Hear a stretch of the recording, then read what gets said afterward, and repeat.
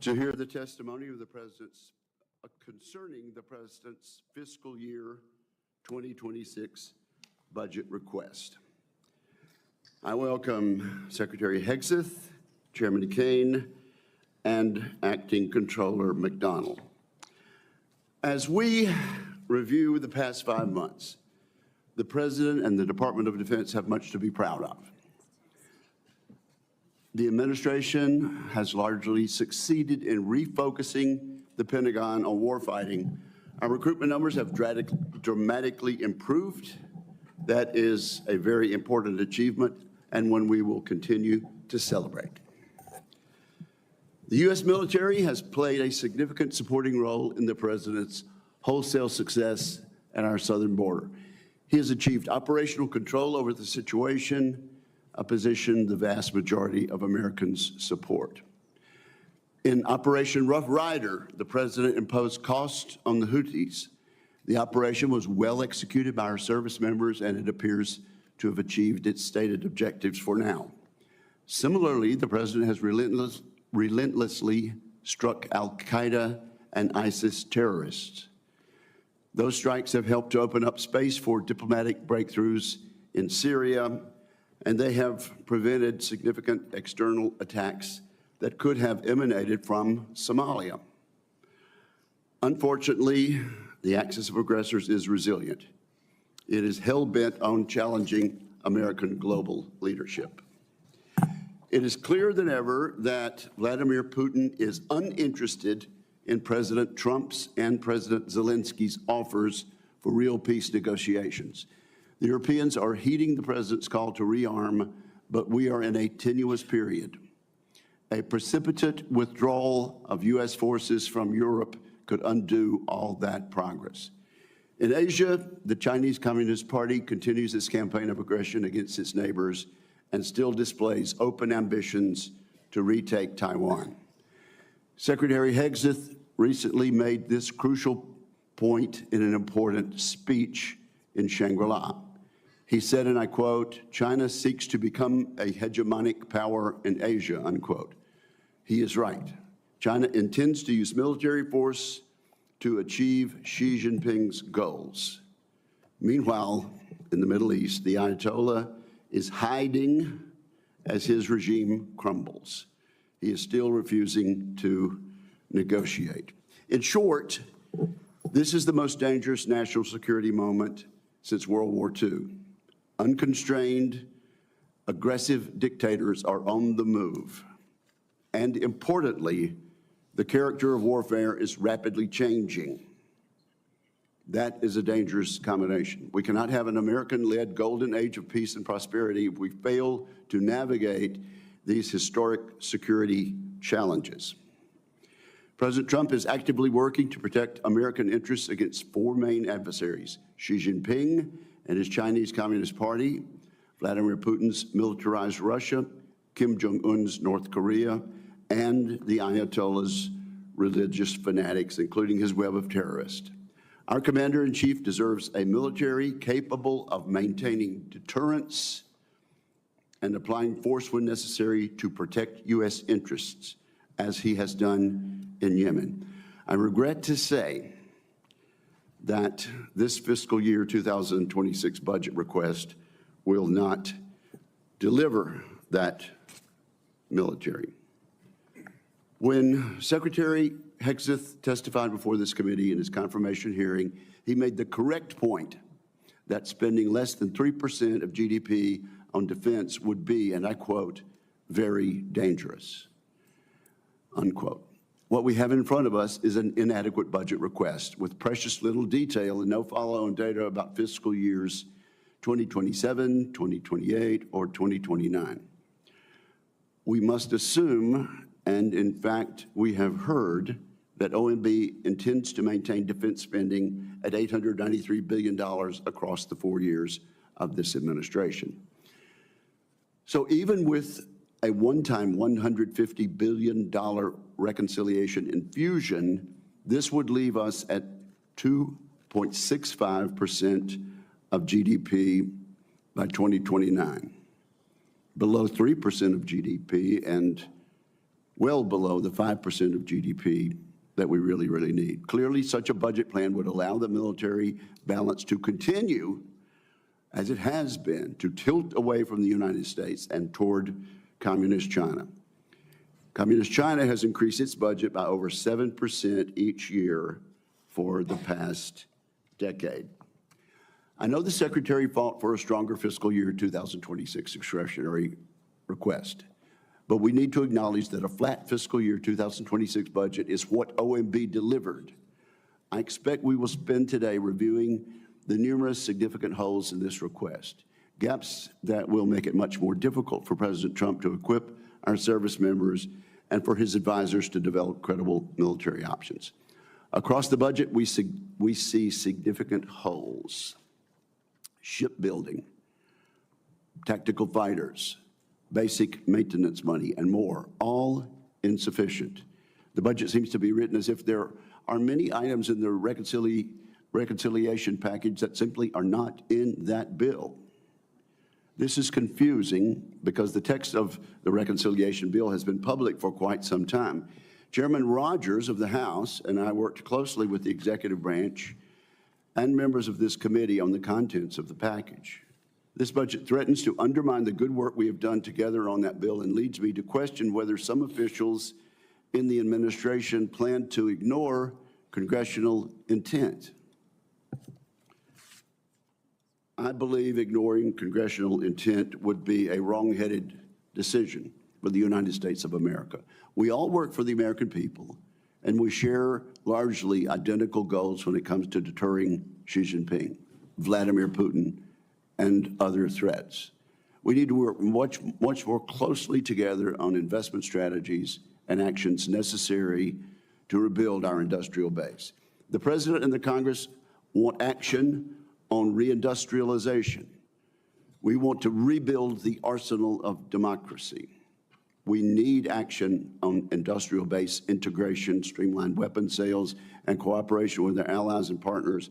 We agree on fundamentally changing the way the DoD budgets and handles acquisition. Now we need to agree on providing the men and women of the Department of Defense with the resources they need to do their jobs. We have no time to waste. We must commit to continued collaboration now. With that, I turn to my friend and colleague, Senator Reid, for his remarks. Well, thank you very much, Mr. Chairman. Mr. Secretary, General Kane, Ms. McDougall, welcome. Mr. Secretary, as the Chairman has said, this is a dangerous moment. As we speak, missiles are striking cities across Israel and Iran, threatening to ignite a regional war. There should be no doubt that for the safety of the United States and the rest of the world, Iran cannot acquire a nuclear weapon. However, Prime Minister Netanyahu's decision to preemptively launch a war with Iran against the urging of the President threatens the stability of the entire region and the safety of Americans stationed there.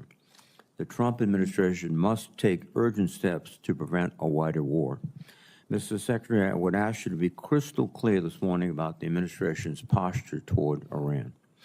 More broadly, Russia continues its bloody assault on Ukraine, unmoved by President Trump's negotiating tactics, and China is threatening our allies in the Indo-Pacific as America once again redirects its attention to the Middle East. This is a moment that requires leadership, expertise, and competence from the Department of Defense. And Mr. Secretary, I am concerned, frankly, that these qualities have been eroded under your leadership. In your opening statement, you write, quote, "At the Department of Defense, we are sweeping away distractions to focus on our core mission of warfighting," close quote. I'm a bit skeptical. Since you were sworn in, much of the Pentagon has been in disarray. You have purged thousands of defense experts, gutted oversight offices, and surrounded yourself with hand-picked loyalists. You have fired a number of our most accomplished generals and admirals with no explanation, no replacement. Your chief of staff, several top policy advisors, and chief spokesmen have all either resigned or been fired. This is a legitimate problem for our national defense.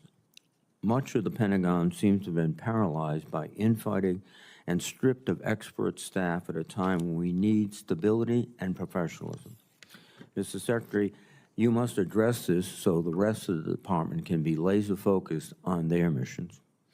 I'm also concerned about your forays into diplomacy. The Secretary must be a capable statesman, especially in this dangerous global environment.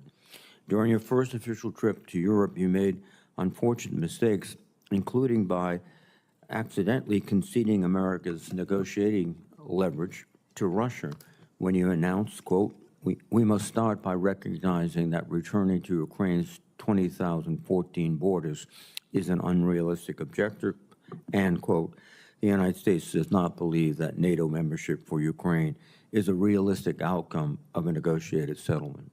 The State Department walked back your comments, but I worry that they cost us lasting credibility during peace negotiations and with our European allies.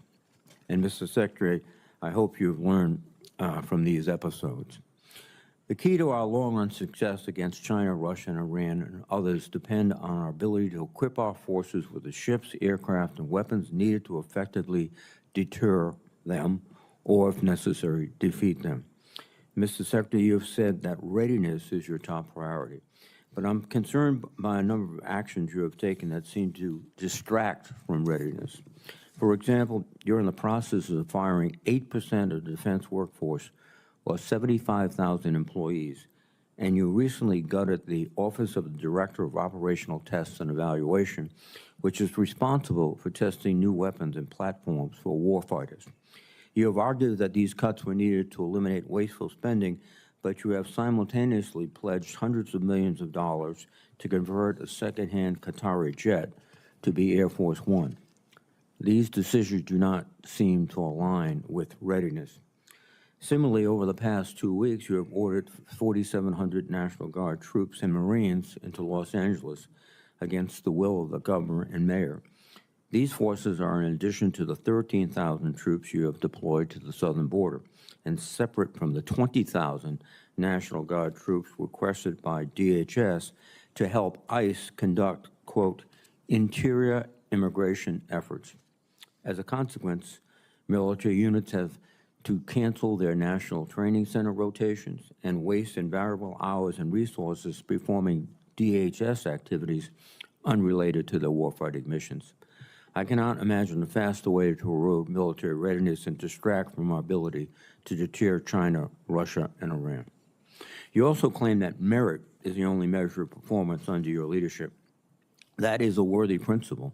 However, you refuse to explain you fired many of our most senior military officers, including the Chief of Naval Operations and the Commander of Cyber Command. All of these positions remain unfilled, which weakens our military. As importantly, these officers were fired without any justification, indeed without considering merit, which creates the worst possible outcome for a military force. Fear throughout the ranks that one should not speak up, should not refuse an illegal order, and should not call out abuse nor question decisions. I fear that last week's disturbing display of partisanship at President Trump's event at Fort Bragg is an example of this. Mr. Secretary, I hope you understand the grave risks of politicizing the military and that you will commit to preventing it. Finally, you have pledged to be transparent as Secretary of Defense. Yet, to date, you have not held a single press conference at the Pentagon. Instead, you have evicted news outlets from the building, overwhelmingly restricted press access, and searched for leaks within your own staff, even threatening general officers with polygraph tests. This is not transparency, and it is a disservice to the American people who deserve to know what their military is doing. Ultimately, Mr. Secretary, this is a dangerous moment, and you must better demonstrate leadership, expertise, and competence atop the Pentagon. You are the 9th Secretary of Defense I have overseen as a member of this committee. In fact, this is the 26th time I have questioned the Secretary of Defense during their annual posture hearing. I have disagreed with each and every one of them on issues of policy and strategy, some more frequently than others, but I've always been able to work with them openly and earnestly because we shared a common agreement that our national defense supersedes partisanship. It's disappointing so far that we have not been able to establish such a relationship with this committee and with your department. Your candid and honest testimony today can go a long way toward making that possible, and I hope we can make that progress. Thank you, Mr. Chairman. Thank you, Senator Reed. At this point, we'll ask our witnesses to summarize their testimony in 5 minutes or shorter. We begin with Secretary Higgs. Sir, welcome to the committee. Well, thank you, Mr. Chairman. Ranking Member Reed, distinguished members of the committee, we appreciate the opportunity to testify in full support of President Trump's proposed fiscal year 26 budget for the Department of Defense. I'm honored to testify alongside General Dan Kane, Chairman of the Joint Chiefs, and Bryn McDonald, who's performing the duties of DoD's Comptroller and Chief Financial Officer.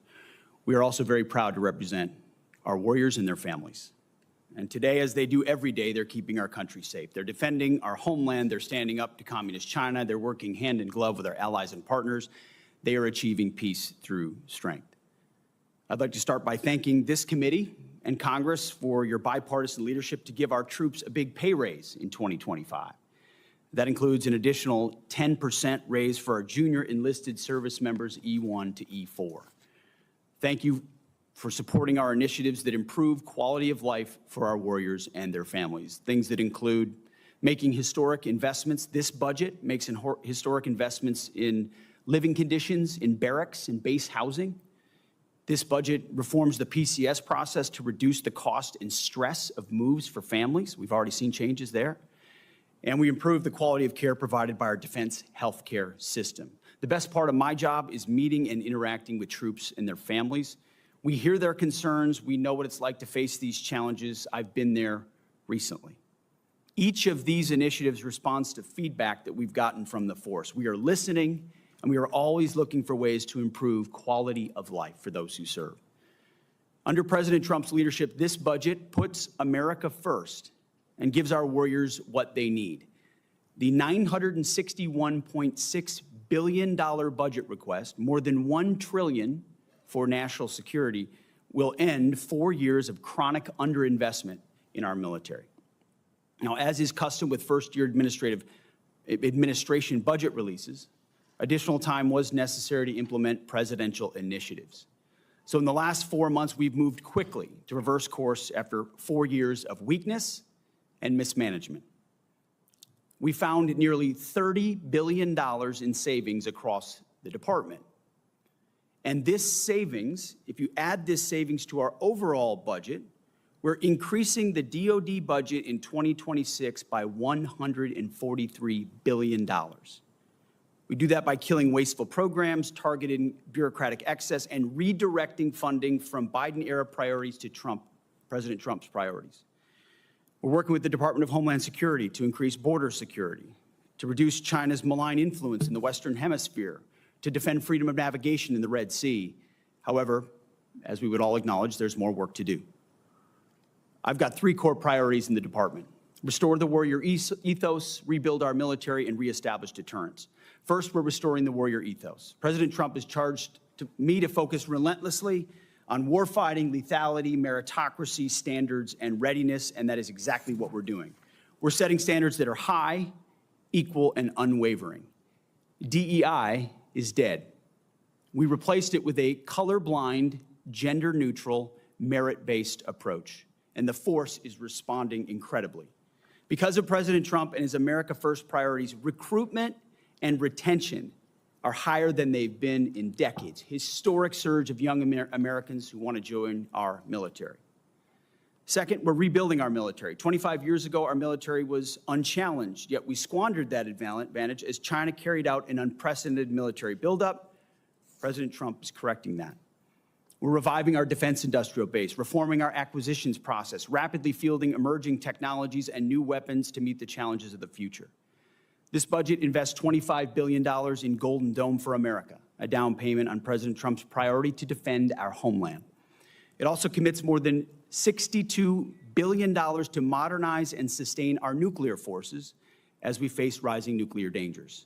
The budget allocates $3.5 billion for the F-47, the world's first 6th-generation air superiority fighter.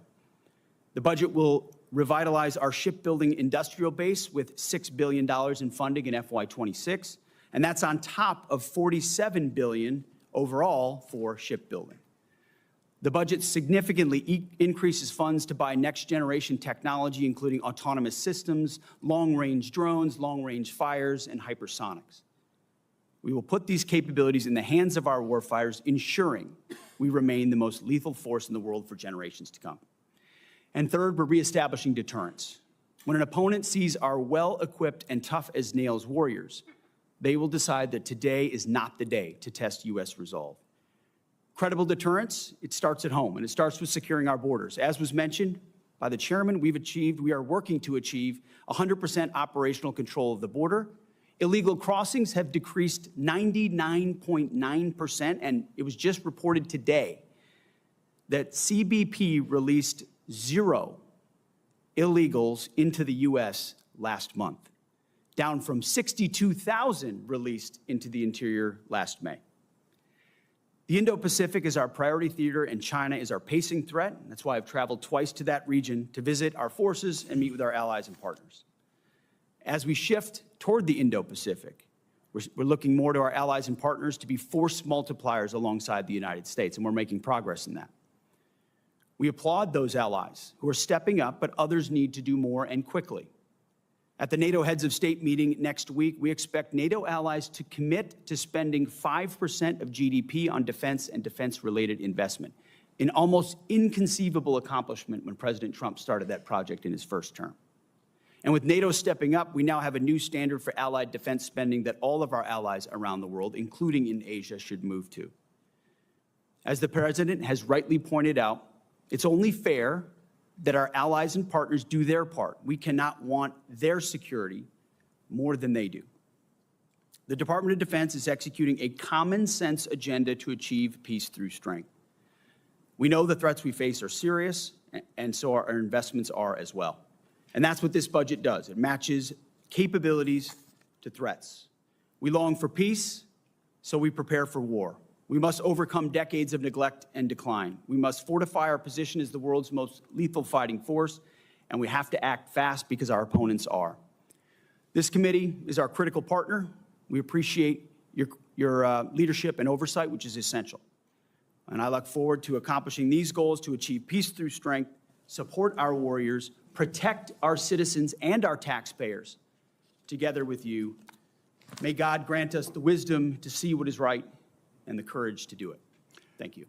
Thank you, Mr. Secretary. General Kane, do you wish to summarize your testimony? Yes, sir. You are Good morning. recognized for 5 minutes, sir. Thank you, sir. I'll try to hit that target. Chairman Wicker, Ranking Member Reed, members of the committee, thank you for being here. I'm honored to join Secretary Hegseth and Ms. Bryn McDonald to appear before you today to testify on the President's fiscal year 26 budget. Today's hearing reflects our shared commitment to maximize efficiency, accountability of our taxpayers' dollars, and ensuring every expenditure increases the lethality and survivability of your joint force, providing our warfighters with the advanced capabilities and cutting-edge technology required to dominate our adversaries. I have deep gratitude for everyone in this room and our shared commitment to help deliver the capability and capacity that the joint force needs. That goes to our civilians and their families as we work to deliver peace through overwhelming strength. And I want to echo the Secretary's comments regarding our brave men and women serving abroad today. It's my responsibility as chairman to understand, advise, and integrate our joint force to confront and manage the risks worldwide. This demands a comprehensive understanding of every domain, across every service, and across every region, across all time horizons. It also requires making and advocating for difficult decisions that prioritize the finite taxpayer resources that we have in order to ensure the greatest impact and capability for our warfighters. The President's budget enables the joint force to defend our great nation from adversaries seeking to do us harm. And we're relentless in the pursuit of innovation and technologies that allows us to hopefully deter, but if need be, win on battlefields of the future. This budget empowers the joint force to get after the Secretary's 3 pillars: restoring the warrior ethos, rebuilding our military, and reestablishing deterrence, and ensures that the joint force is properly armed, globally integrated, and ready to go. The President's budget invests in our warfighting capabilities to win, as I said, on the battlefields of the future. We must be properly armed with the right capabilities, lethal, modern, reliable, survivable, and at scale in order to win. Victory requires people and platforms that overmatch the enemy's systems and work under the harshest conditions to ensure our decisive edge. This budget gives the necessary tools to reinvigorate our national and defense industrial base. Our nation is full of incredible talent, and we need to unlock every bit of it. This budget also helps us become more globally integrated, which is one of my main jobs. We are in the Joint Force relationship entrepreneurs, working together with the military, but also with our allies and partners, the interagency and industry, to make sure that we're connected before crisis or conflict. And this budget helps us to integrate that combat capability as our commanders and leaders consider actions and activities, not at the point that we're in a crisis somewhere. Finally, the President's budget reflects our mandate to stay ready, always on the account, anticipating the next fight and making sure that everyone is ready to go. But the most important component is our people. The budget makes meaningful investments in our service members and their families, improving quality of life for housing, medical care, and the ever-important moving process. As our most precious asset, we have to deliver for our people. I want to highlight one of them today. Sitting behind me is Colonel Matt Jamont. Many folks know Matt up on the Hill today. It's probably his last hearing in uniform, which after 31 years, he graduates from service later this year. He's been like a pterodactyl for the Joint Force, always delivering and advocating for it. Pterodactyls are very, very old. Yes, sir, I know. You'll note his, Would he you looks raise very, your hand, very Colonel? young. Yes, sir. Thank you. Thank you for your service. It's an honor every day to serve alongside some of the extraordinary warriors and civilian teammates that our nation has to offer. I assure this committee that the Joint Force remains committed and capable, and we're grateful for your continued support. I want to also highlight the leaders that will come before this committee in the coming days, which will be carefully considered by each of you for the general and flag officer assignments. They are all extraordinary. I am mindful and grateful for those that are currently deployed right now. They are on my mind and in my heart, and I know the secretaries as well. And I continue to hold a special remembrance for our fallen and the families of our fallen who show us what right looks like. Thank you for your time, and with that, I look forward to your questions. Very skillful use of time, General.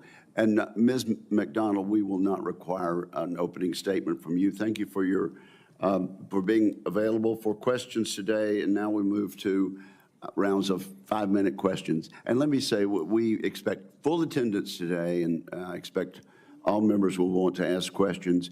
I've tried to be very skillful sometimes in my membership on this committee to ask a very involved question with about 20 seconds to go in my 5 minutes. We will not be using that practice today.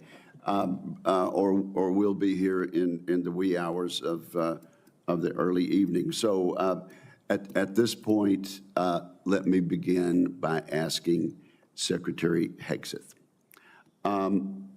about congressional intent. We worry about the explicit choices that the Congress has made and that have been enacted into law by the President in the fiscal year 2026 budget. The decision came to us surprisingly to zero out destroyers, even though Congress intended for reconciliation to give the industrial base stability with a third DDG in fiscal years 2027 and in 2029. I've asked this of every nominee from the department who has come before us about honoring congressional intent. We will put funds in the reconciliation bill, working with the House and working with the administration to get the signature on the bill. And we will make clear alongside that the specific congressional intent. I've asked this of every official, and I will ask you as well, Mr. Secretary, do you commit to following congressional intent unequivocally on reconciliation? Well, thank you for the question, Mr. Chairman. Yes, our team looks forward to working with this committee, both through the budget process and reconciliation, and would acknowledge, just as a starting point of the conversation, that we are looking at 2 bills and 1 budget at the Defense Department. So as we have discussions about allocation, we may sometimes be talking about different numbers because of that, but from our perspective, we built a budget tied to $960 billion. Are you qualifying your explicit yes? Because we have not had that from any of the other witnesses that have come before us. If our congressional intent alongside the numbers in reconciliation is explicitly expressed, do you commit to following congressional intent unequivocally in reconciliation? Yes, we just wanted to clarify the entirety of the budget from our perspective. Well, thank you very much. Now, you said once before that, and I quoted in my opening statement, Mr. Secretary, that going below 3% of GDP would be very dangerous. That was your testimony in January. Of course, you know well that we're asking our allies in Europe and NATO to go to 5%, and it has been the intention of most of us on the committee that the United States lead by example and, in fact, follow the peace through strength example of President Reagan and his administration in getting to 5%.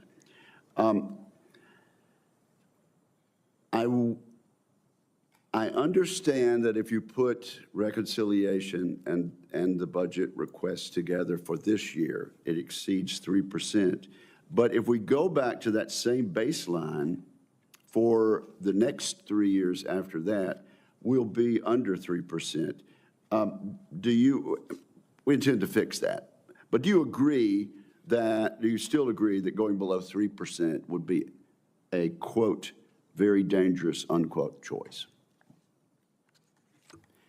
Yes, sir, and so does the President of the United States, which is why this budget increases from FY25 13%, puts us at 3.5% of GDP on defense, and we feel like is a generational increase in defense capabilities. And when you add that alongside the $30 billion we've already found in savings and repurposed, that's where I get to the $143 billion in additional spending in defense, which we think is substantial. And you agree then, Mr. Secretary, that in future years, it would be very dangerous to go below that 3%?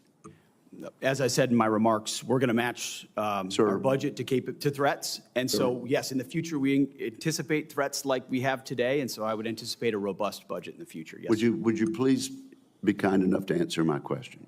Would going below 3% in future fiscal years be, quote, very dangerous, unquote, as you said in your statement in January? Yes, sir, and I believe the President of the United States definitely feels the same way. Thank you, sir. Senator Reid. Thank you very much. And I yield back 5 seconds. I'll take those 5 seconds. Oh, no, sir. No, that's not the way it works. First, let me apologize to Miss McDonald, who I said was Miss McDougal. You're Irish, right?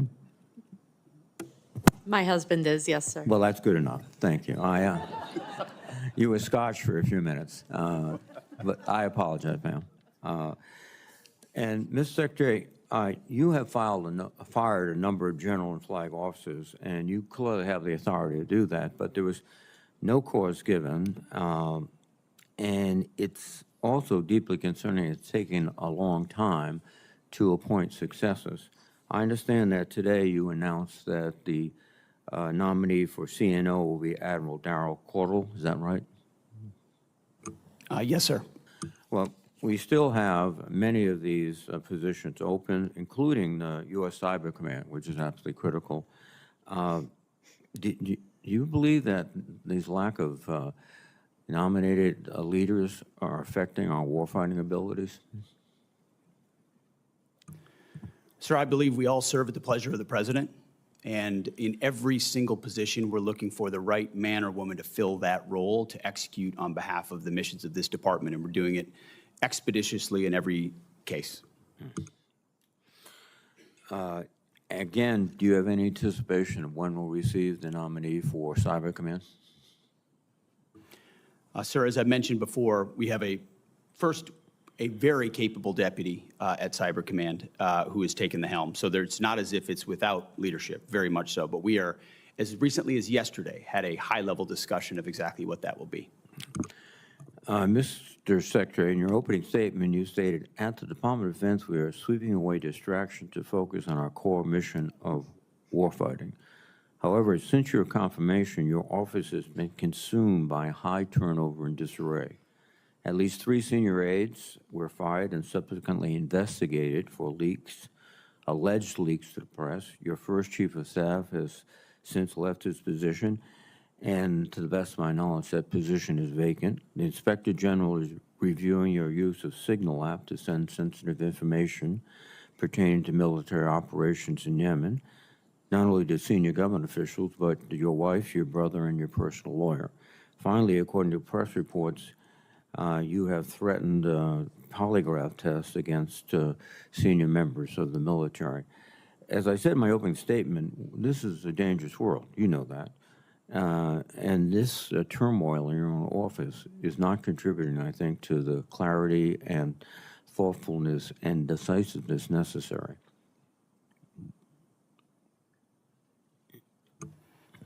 Sir, I would just say the media loves sensational headlines that are not connected at all to reality. If you look at the execution of our office and what we've done on the president's priorities, I'm very proud of what we've been able to do in 140 days. And when you move fast to reestablish deterrence and restore a warrior ethos and rebuild the military, it's going to come with some changes. But when you look at the leadership structure, both in uniform and on the civilian side of the Defense Department, it's as strong and capable as it's ever been. And I would contrast it with the chaos of the world under the previous administration, the debacle in Afghanistan, war unleashed in Ukraine, what happened on October 7th. That was a view of weakness and chaos unleashed by the Biden administration under the previous defense secretary. So if a few changes have to be made in the first portion of my term in order to get it right, I think that's pretty acceptable to establish deterrence and rebuild our military and restore the warrior ethos. Well, Mr. Secretary, you can cite those examples.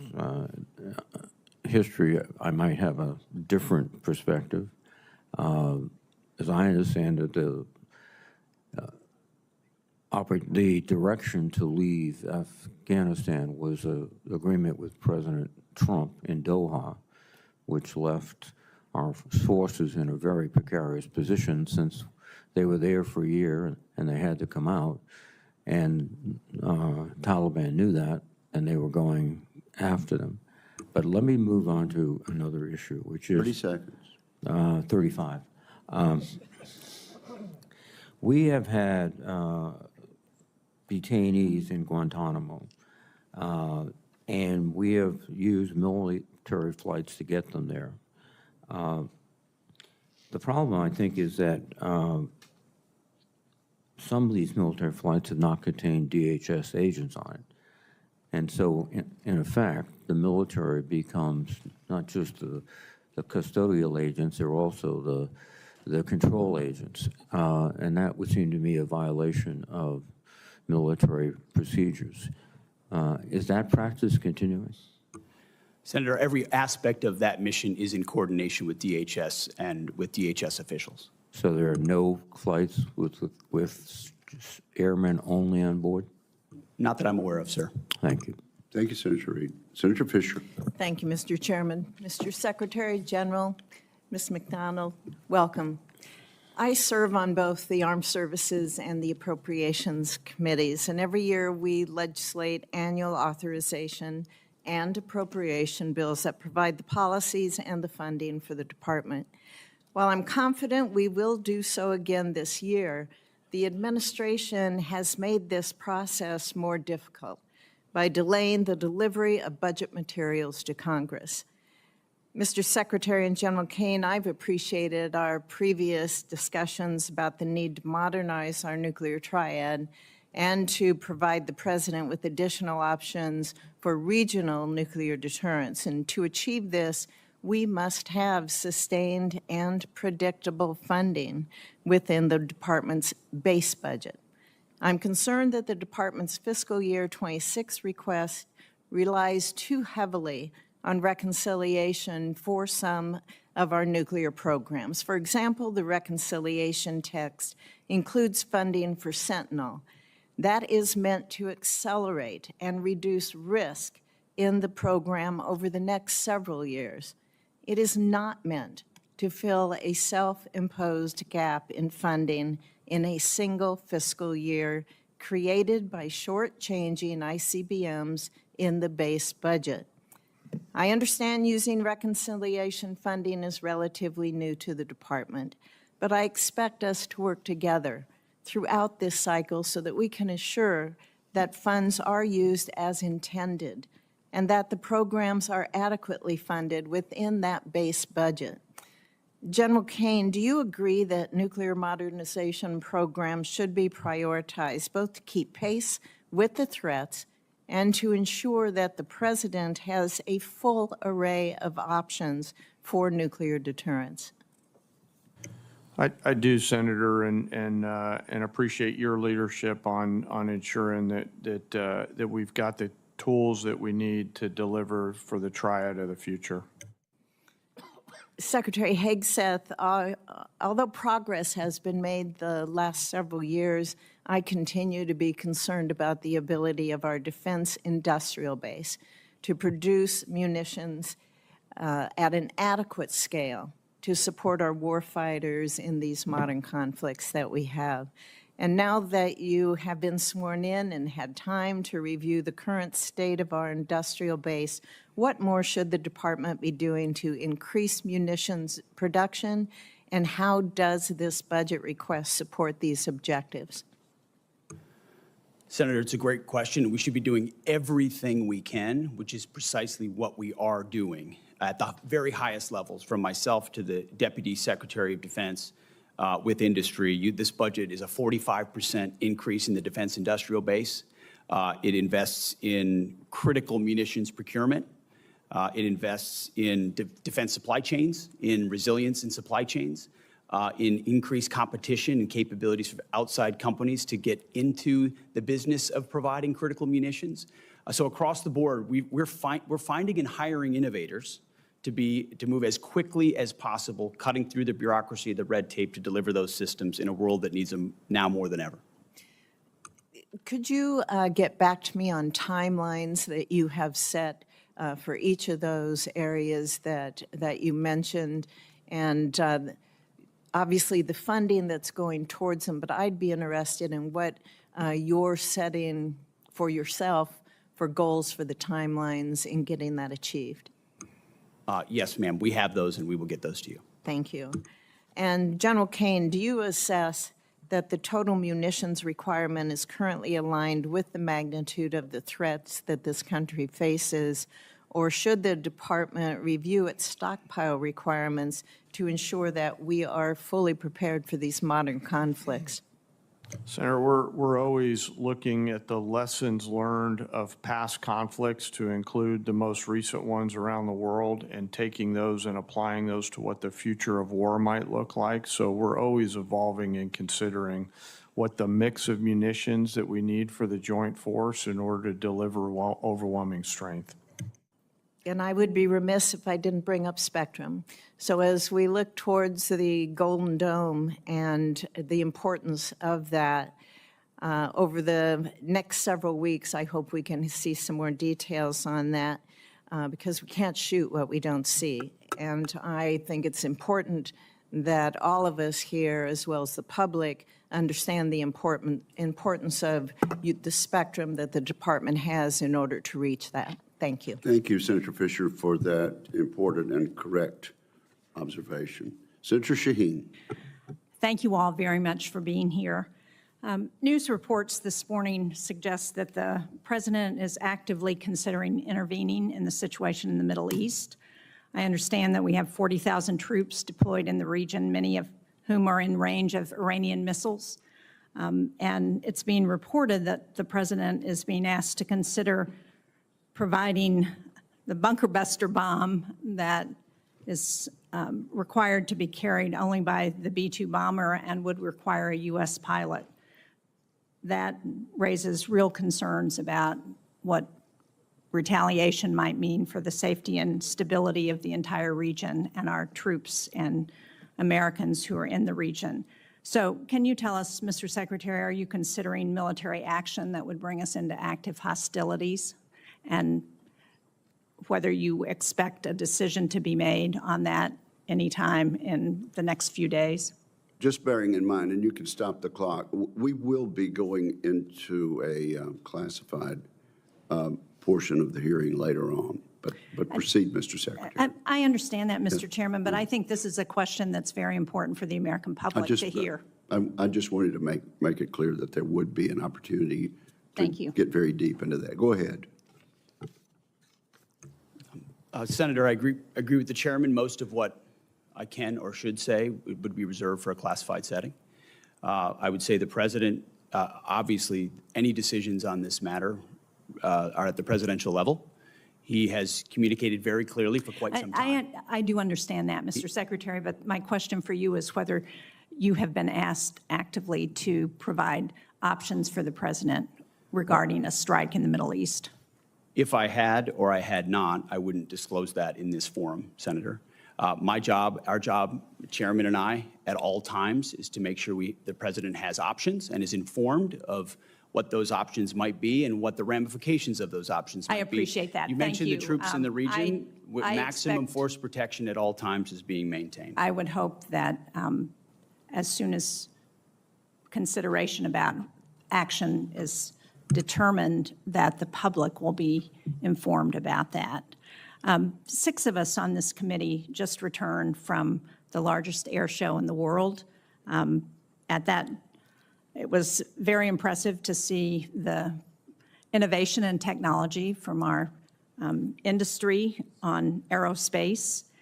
And one of the concerns that I heard from many of the companies that I talked to was about the potential to partner with our allies and partners for innovation, for co-production. And one concern I heard was about the proposed review of the AUKUS agreement. That's after the Australian government has already contributed $500 million to our submarine industrial base, and American and UK shipbuilders have made capital investments to support the increased demand. So do you disagree with the position that President Trump has taken about AUKUS, that we should move forward? And what is the review expected to produce?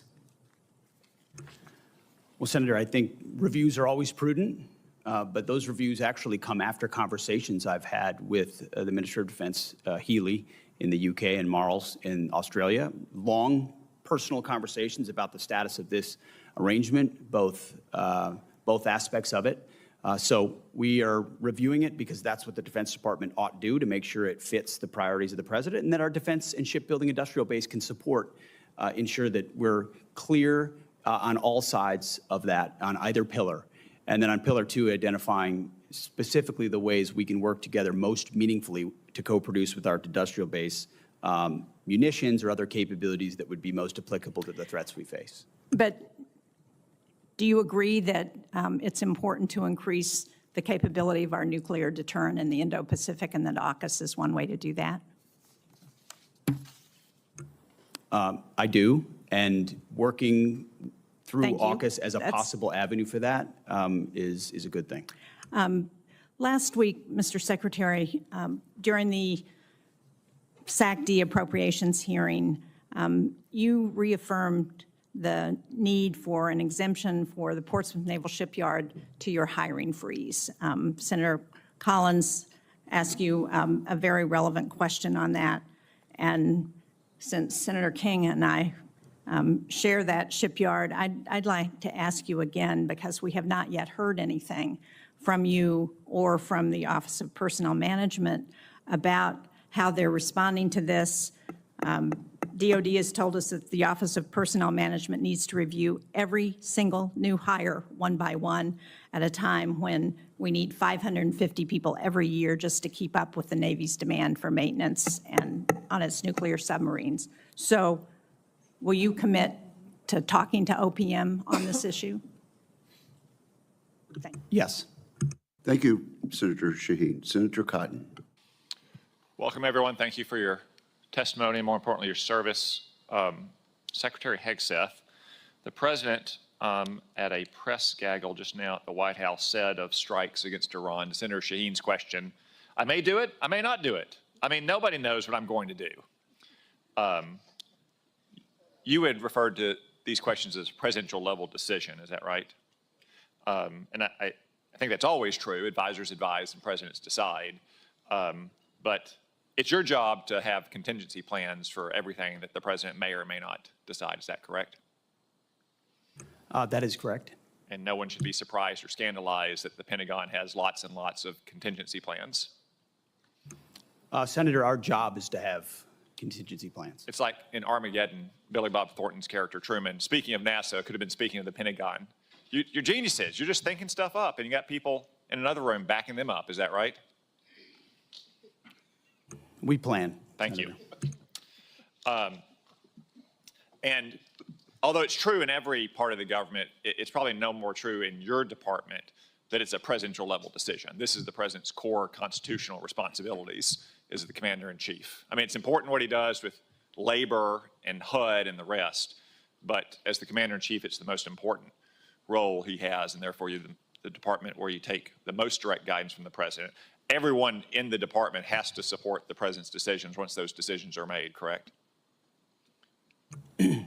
Correct, Senator. As I've said, there's only one person that was elected president of the United States. Yeah. And the American people elected him to make these decisions on their behalf. And if and when those decisions are made, the department is prepared to execute. And I know that you welcome and have robust policy debates in the department, and no doubt you have very differing views on many questions, whether it's what to do with Iran or what kind of aircraft or ships we need to build or what the quality of commissaries are on our bases, and that's welcome.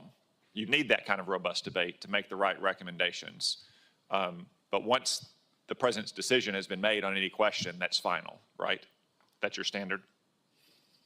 The president welcomes, I've watched it in real time, views on all issues from all aspects. But yes, once those have been represented, intelligence is represented, options represented, upsides, downsides, threats, of course, when the president makes a call as the commander-in-chief, we will execute. Well, thank you, because I know there was some controversy earlier this year inside the department, and not everyone seemed to be on the same page that you and the president are after presidential decisions had been made, and you had to make some tough decisions there.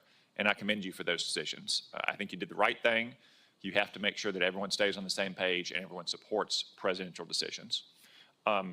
One decision I also want to call out, since we haven't spoken about it here, and I'm not sure we will, and I want to commend you for as well and commend your team, is the redesignation of base names for Army bases. In the summer of 2020, as a Jacobin fever swept the country during the BLM riots, it was decided to rename several Army bases. To be honest with you, I think most soldiers serving those bases didn't even know who they were named after. They just had fond recollections for decades of their time at Fort Benning or Fort Bragg or other places. And I think now you've completed the effort to redesignate those names, those bases, to the names that so many generations of soldiers served at for new American heroes. Is that right? Yes, all of the previous names for the U.S. Army installations have been returned. Well, thank you. I think that was an inspired approach. It complies with the law. It teaches a new generation of soldiers about those who went before them, and I hope the matter is settled. I especially want to commend you for Fort Gordon, named after Gary Gordon, one of two Delta operators along with Randy Shugart, who willingly laid down their life in the Battle of Mogadishu to protect their buddies, not even in the battle at the time, and against commanders' repeated wishes until they pestered the commanders finally to let them get on the ground and protect those soldiers on the ground and lay down their life. I think that was an inspired choice. One final question. You'd said that everything needs to be on the table to address our munitions crisis. We all agree on this committee. We all have been working hard for many years on that. Private industry is very important, but you have your own organic industrial base, ammunition plants, arsenals, depots. That's included in everything, right? That we need to look at every possible source to address every potential choke point in our munition supply chain. Every possible source. Thank you. General Kane, you agree with that, I presume, that our organic industrial base, especially the arsenals and ammunition plants and depots, are a solution to this problem, not a part of the problem or a relic of the past? I do, sir, and I'm aware of your letter to the Army on that matter, which I know they're looking at. Okay, thank you. Thank you. Thank you very much, Senator Cotton. Senator Gillibrand. Secretary Hegseth, this committee has had many hearings about the future of warfare and making sure that we have the complement of warfighters that we need to win any future wars and not focus on how we could have done better in the previous war. One of the areas where I have deep concern is cyber defense in this country. I'm concerned about cyber warfare. I'm concerned about cyber terrorism. I'm also concerned about the deployment of UAS, as we've seen being extremely powerful in the war in Ukraine. We've seen what Iran has done. So I'm concerned about our posture with regard to UAS and a defensive posture with regard to UAS attacks. I am very concerned about what happened over many of our military sites, drone configurations hovering for weeks without response, no authorities to be able to track where those drones came from by the DoD to assess, are they Iranian, are they Chinese, are they Russian, are they on spy missions, what is their purpose? Inadequate authorities, inadequate defenses, inadequate technology. The Langley incursion is incomprehensible. On top of that, I'm very concerned that we are not investing in our cyber professionals, that we don't have enough cyber offense, enough cyber defense. We have currently 30,000 open cyber positions within the DoD. So I'd like to hear from you, what's your plan to have cyber defense and cyber warriors at the appropriate complement? And number two, what is your plan to create the authorities that you need for UAS defense and to have the inadequate response of this is someone else's job no longer come out of our leaders? Well, Senator, thank you for the question. You're right over the target. Cyber needs to be a part of every single way that we plan and look at the world. That gray zone part of conflict, and we can't cede that terrain in any way to our adversaries. And so it is, you'll see the resources in this budget that invest in that. You'll see it fully integrated into planning and capabilities. And what we're looking for in the next cybercom and what we're looking for there, our Deputy Secretary of Defense is leading a charge to make sure it fits precisely what the world needs today. So we have a program that this committee supported in the last two NDAAs, which is a cyber academy to create a pipeline of young people who do cyber for service. So they get a state-of-the-art cyber education at over 600 schools around the country, and then they dedicate the number of years they had education to the Department of Defense or the intelligence community. And right now it is not being funded. And right now, because of the hiring freeze, these kids who've completed their degree under the Cyber Service Academy actually can't get a job at the DoD or the intelligence community, and they're either going to have to no longer serve, which was part of the program, or get employed somewhere else, but we lose them. So what are you doing to unplug this problem of not hiring these cyber professionals immediately because they are part of the cyber service program? And your budget does not show that you are planning to fill 100 cyber positions for these young people who want to serve in the IC community or in the IC or in the Department of Defense. We'll review that aspect of the hiring freeze in the Cyber Academy. We want those positions filled. We're fully committed to it. And then on counter UAS, which you mentioned, it is a reality of the modern battlefield, whether it's in Ukraine or elsewhere, that we have to fully account for and address as aggressively as possible. And you have my assurances at the highest levels. we are putting our best people in charge of ensuring we have counter-UAS systems that can match the threats of the future. I would like you to prepare for this committee 2 letters in response to these questions. 1, what are you going to do to fill the 1,000 slots for the Cyber Academy? And how are you going to get this hiring freeze taken care of? And 2, what is your plan for increased authorities, increased investment, appropriate review of UAS that hover over our military and nuclear sites? So this committee has a fulsome response from your whole team about how you will address these 2 problems. We will get that to you, Senator, and authorities, you are right, is a huge issue on counter-UAS It's something that we're going to Senator address. Cotton and I are committed to passing. We both serve on intelligence and armed services, and so we share the urgency on this issue. And so, Mr. Secretary, you'll submit those letters for the record. Thank you, sir. Thank you, Senator Gillibrand. Senator Rounds. Thank you, Mr. Chairman. To all of you, first of all, thank you for your service to our country. I have heard now from 25 senior department officials, including every service chief and 8 combatant commanders, that vacating the 3.1 to 3.45 gigahertz and the 7 to 8 gigahertz bands of the spectrum would have significantly negative consequences for our warfighting capabilities. Being forced to share these bands with commercial interests in a non-optimal way would have the same impact. General Kane, does the Joint Force have capabilities operating on the 3.1 to 3.45 band and the 7 to 8 bands of the spectrum, which would be used in a conflict with China? We do, Senator, yes. And would those capabilities be negatively impacted if the Department of Defense were forced to share those bands with commercial users in a non-optimal manner? Sure, Senator, I think the key is non-optimal. I know there's some work going on around dynamic sharing that would minimize to an acceptable level the ability to frequency hop in and out of those particular bands that would not adversely impact the Joint Force. So, But as of today, there is no way to make it happen. not today, as you know, Senator, and I appreciate your leadership on this, but there's a lot of work going on in that space, sir. I think we agree that the economic security is national security and that we need to move forward in the next gen with regard to our communications capabilities. But as it pertains to spectrum auction authority, how do you view a spectrum auction process that bases decisions solely on economic considerations? Well, as you said, Senator, economic security is national security. You know, those are policy decisions. My job as the chairman is to provide the military advice to our policymakers and let them make that decision. And this firmly sits in that policy space. And so rather than put myself sideways out of my swim lane, I'll leave it to them to decide. But in your professional military opinion, the areas between 3.1 to 3.45 and the 7 to 8 band are critical to our national defense.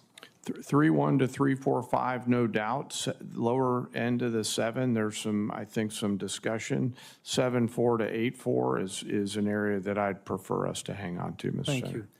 And Secretary Hegseth, I know that you've told me that you would be willing to go to the mat to protect these critical capabilities.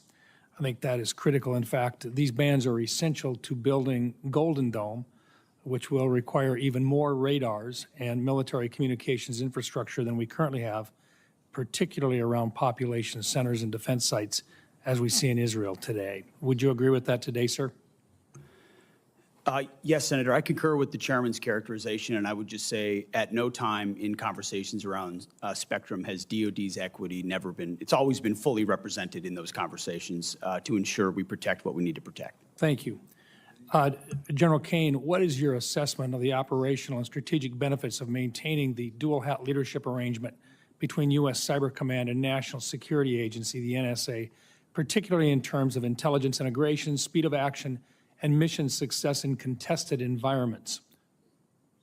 Sir, I can argue both sides of that one, and you know, mindful that that's a policy discussion. I think that either will go on soon or has been going on, and I'd prefer to leave that to the policymakers. I think the key is both organizations are critically important, and whether it's a single commander or two leaders that collaborate with no distance between them, we achieve the same end state. Would it be fair to say that the dual hat prevents stovepipes in the cyber domain today?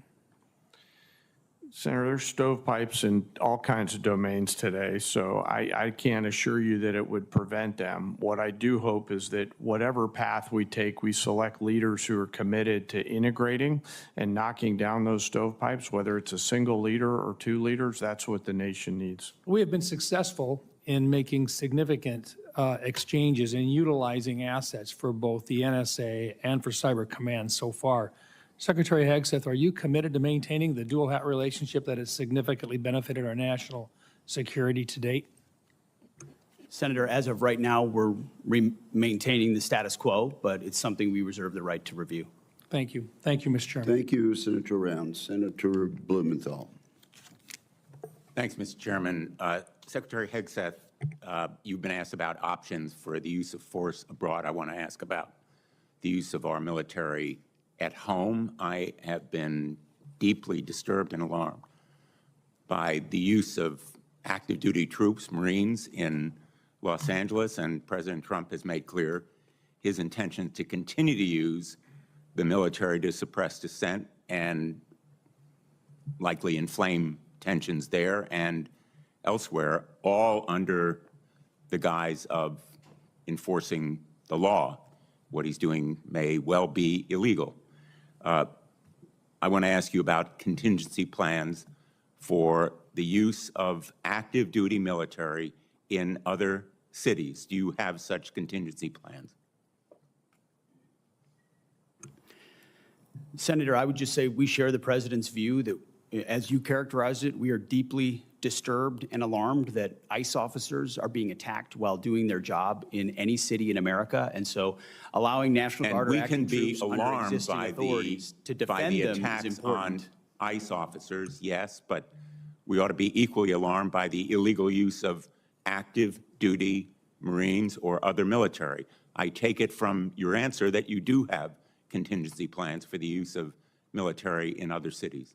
We have never and will not illegally deploy troops. All have been under existing and well-established authorities to use troops to support federal law enforcement officers. So far, there's been no legal justification. It's been challenged successfully. I think that it will prevail. Those challenges will prevail in the courts.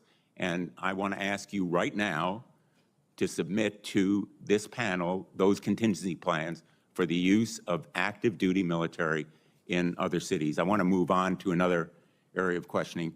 The chairman has said that you've submitted precious little detail, to quote him, precious little detail about the budget. I think there is no detail. This budget is literally a rough outline with short-sighted shortfalls. For example, the shortfall on the Columbia class, $2 billion. Only about $1 billion for Virginia class. There is virtually no outline or specificity as to how you are going to provide drones to defend and also engage in offensive outline and maneuvers. The nature of warfare is changing right before our eyes in real time.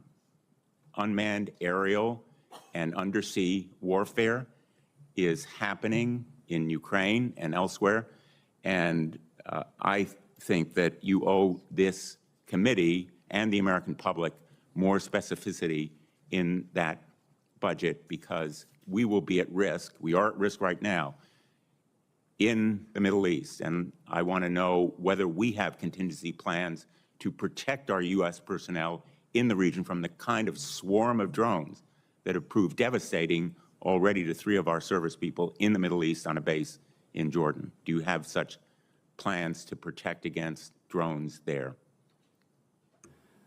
Senator, we work hand in glove with the Joint Staff and CENTCOM and every COCOM especially right now, to ensure everything at our disposal is available to ensure maximum force protection against any contingency, including the one you described, sir. Well, I have no assurance that we have the capacity to safeguard against the swarm of small, lightweight, slow-moving drones that are, in my view, our major vulnerability. And right now, if we engage in the Iran conflict, would put us and U.S. personnel at risk there. Let me ask you about Ukraine. I've just returned from my 7th trip to Ukraine. I am the advocate, chief sponsor with Senator Graham in the Russia sanctions bill. You said that the United States and the ranking member cited it, that we must start by recognizing that returning to Ukraine's pre-2014 borders is an unrealistic objective and will only prolong the war. My question to you is, when will you release the PDA $4 billion in equipment that Ukraine desperately needs? It's sitting there. Ukraine deserves it. When will it be released? We're aware of PDA 75, and that is a decision we can make in the future. My time has expired, but I Thank you. don't consider that answer adequate. Thank you, Senator Blumenthal. Senator Ernst. Thank you, Mr. Chair, and thank you, Secretary, and thank you, Chairman, for being here. Ms. McDonald, I'm actually going to have a question for you. So thank you very much for being here. And I know that Iran is on our minds right now. And Secretary, I'll just pose a very quick question to you. October 7th, 2023, Hamas attacked Israel.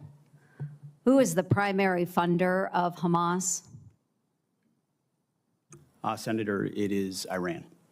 And who is the primary sponsor then that provides them with the weapons that they use to attack Israel? Same answer, ma'am. And maybe our public is not aware, but 43 Americans lost their lives on October 7th at the hands of Hamas, which is an Iran-backed terrorist organization. 43 Americans. We never talk about it, folks. I heard nothing about this in the Biden administration. So when there is question about whether it's appropriate for America to be engaged in the Middle East in defending Americans that live and work abroad, I think there's our answer. So thank you, Secretary. I'll start with the Secretary, then I'll come to you, Ms. McDonald. Secretary Hegseth, I do want to thank you because we've had many discussions about this. You have appointed Steve Erickson as the Executive Director of Force Resiliency, and he will oversee the department's Sexual Assault Prevention and Response Office, what we know as SAPRO. And he will directly report to you on the issue of sexual assault within our military. And you've been very responsive on this issue, and I commend you for that. And I have already received my first briefing by Mr. Erickson. So to continue building on this progress, I'm going to hold quarterly meetings with the SAPRO, and we want to make sure that we continue the momentum that we are seeing within the department on that. And Secretary Hegseth, from your vantage point, what positive trends are you seeing out of SAPRO? Well, first of all, Senator, I want to thank you and other members of this committee for the work you've done on that issue. And I think in large part, and you'll see this in this budget, we continue to fund the programs which have seen efficacy. And so I think a lot of these were newer programs, new initiatives, new emphasis put in place that we have simply sought to maintain and accelerate. And you see that in this budget. And thankfully, we've seen this year sexual assault numbers decrease. One is too many, as we've said before, but a decrease is a good trend to see. We want to continue that.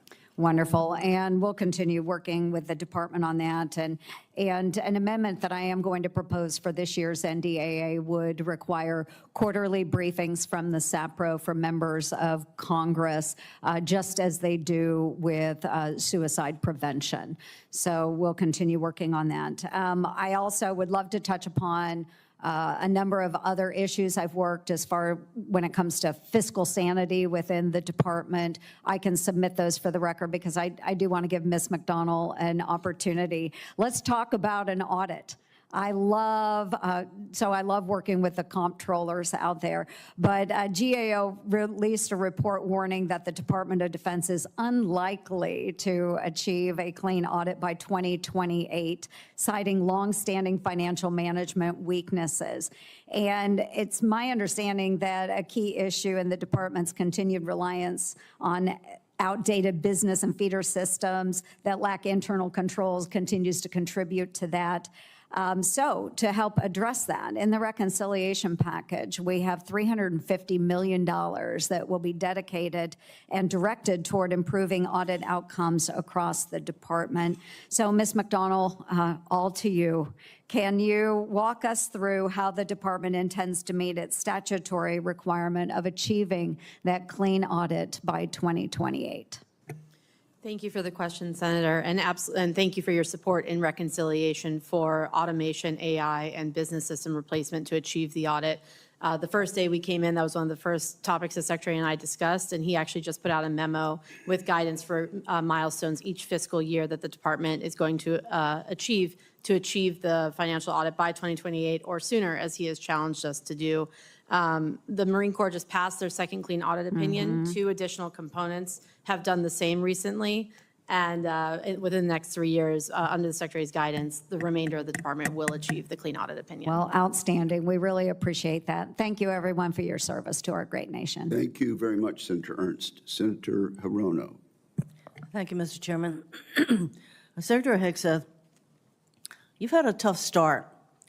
At your confirmation hearing, my Democratic colleagues and I rightly questioned whether you had the requisite qualifications and experience to lead the DoD, the largest federal agency, especially given your checkered past, which included paying $50,000 in hush money to settle a sexual assault allegation against you, and driving 2 veterans organizations into the ground.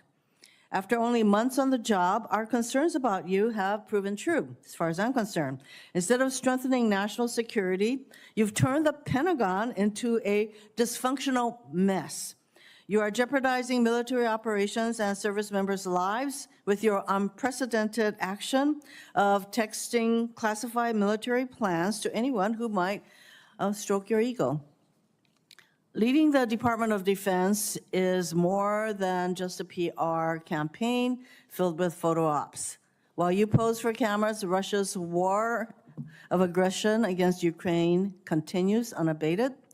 Israel and Iran are also at war, in large part because your boss tore up a multilateral agreement former President Obama brokered with the UK, France, Germany, China, and Russia that curbed Iran's nuclear program and ambitions.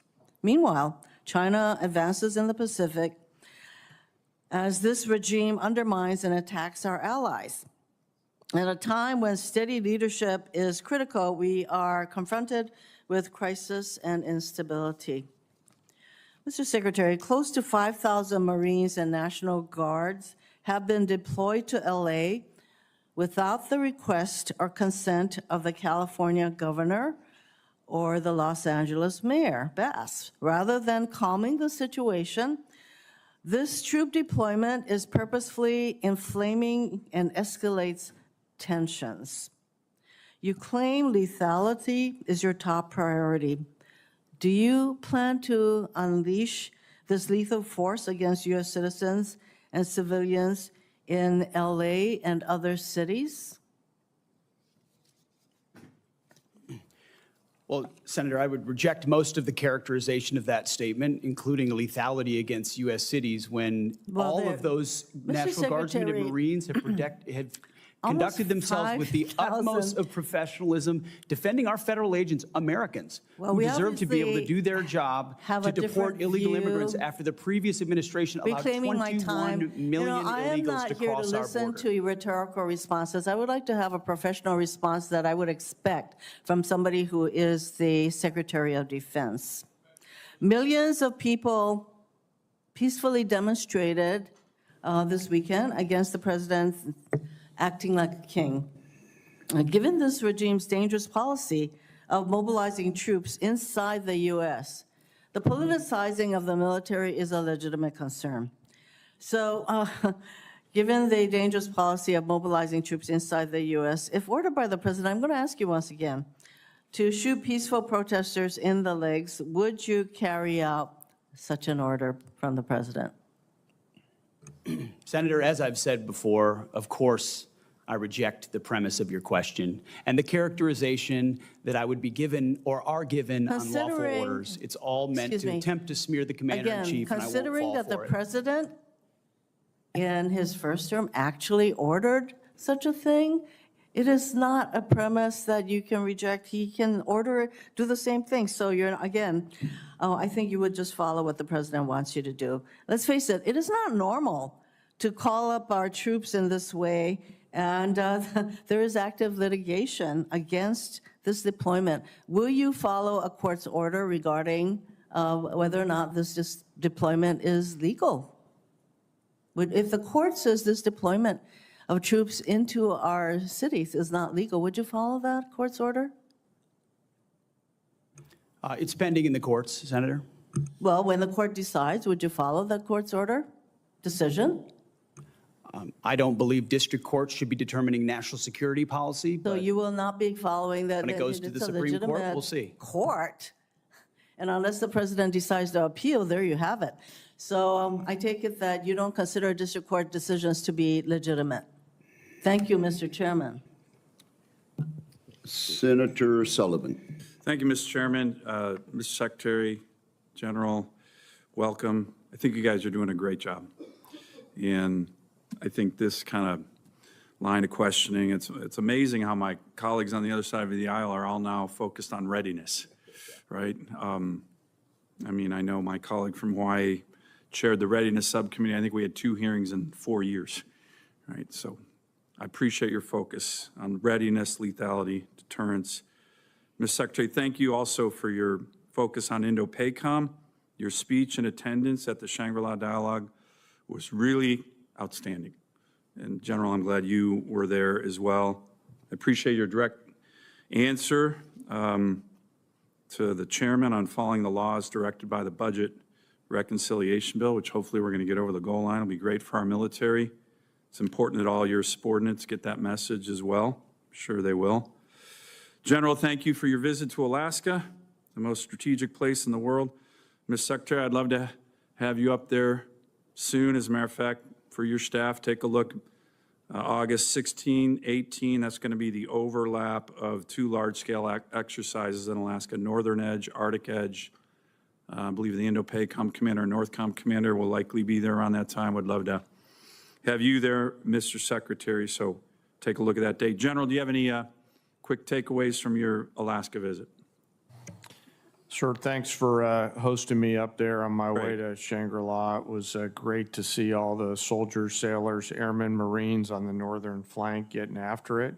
It reminded me of the criticality of that part of our country and the importance of taking power projection up there. And I know the services are all looking at that. So thank you for having me. Everybody appreciated your visit, so thanks again. Ms. Secretary, I really appreciate your focus on reestablishing deterrence. By the way, it's really hard to do once you've lost it.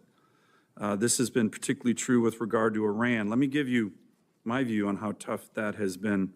You know, the Quds Force, led by Soleimani, killed and wounded over thousands of U.S. service members when they were providing EFPs to the Iraqi Shia militias, while John Kerry was palling around with the Iranian foreign minister, Zarif, on the JCPOA stuff. General, you might remember one of your great predecessors, General Dunford, in a hearing before this committee, said we had completely lost deterrence, that the Iranians thought they could kill American service members anytime they wanted, and they ended up killing over 600 and wounding over 2,000 with no consequences. That was General Dunford telling this committee. We regained deterrence under President Trump's first term with the maximum pressure campaign and, in particular, killing Soleimani.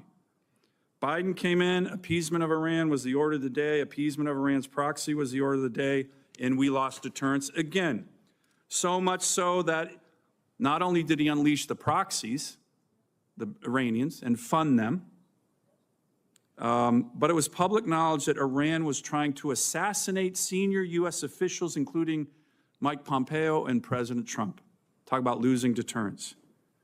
Mr. Secretary, Iran's military and leadership is in complete disarray right now because of the bold actions by Israel. Is this an opportunity now to once again, like we did in the first term of the Trump administration, reestablish deterrence against this terrorist regime by making sure one way or the other they never have the capacity to enrich or produce a nuclear bomb, a goal that President Trump has repeatedly emphasized? And again, I thank you for focusing on reestablishing deterrence. It's critical, and you're right. It's difficult to reestablish when you lost it, which we did under the Biden administration. We know right now that Tehran understands exactly what the president is saying. He set 60 days. The world can believe it, and the world cannot believe it. He set 60 days. They had an opportunity to make a deal. They should have made a deal. President Trump's word means something. The world understands that. And at the Defense Department, our job is to stand ready and prepared with options, and that's precisely what we're doing. So is this an opportunity now to reestablish deterrence the way it was done in the first administration? Senator, I think we already have, in many ways, in this environment, reestablished deterrence. The question is, in the coming days, what direction that goes.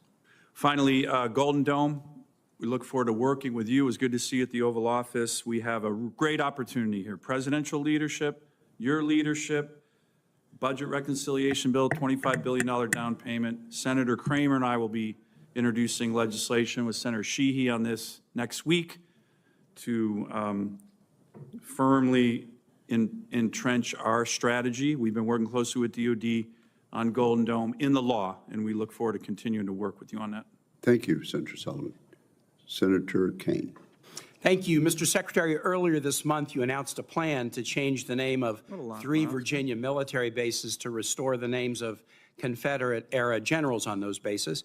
You researched to find brave American soldiers with the same last names, Lee, Hill, and Pickett, who had not fought for the Confederacy and declared that those Confederate adjacent names would be restored. The problem is that you had to strip away the names of 4 amazing people that the Pentagon and local communities had chosen to honor at the Virginia bases.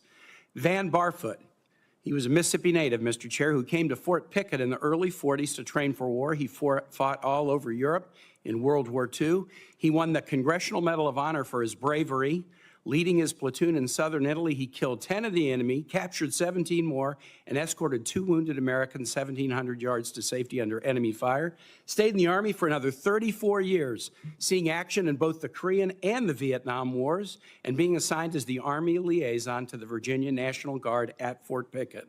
Long after he retired, he maintained his tie to the fort and to the Virginia National Guard. I was at the naming ceremony, where this base, to which he had devoted much of his life, was named in his honor. His family was there, and they were so proud. Arthur Gregg served in the Army for more than 30 years, first African-American to reach the rank of brigadier general, first to reach the rank of lieutenant general, began as an enlisted, eventually decided to become a commissioned officer, went to Fort Lee for quartermaster training, quickly rose through the ranks as an instructor, even though he was not allowed to go to the officers' club because of the color of his skin.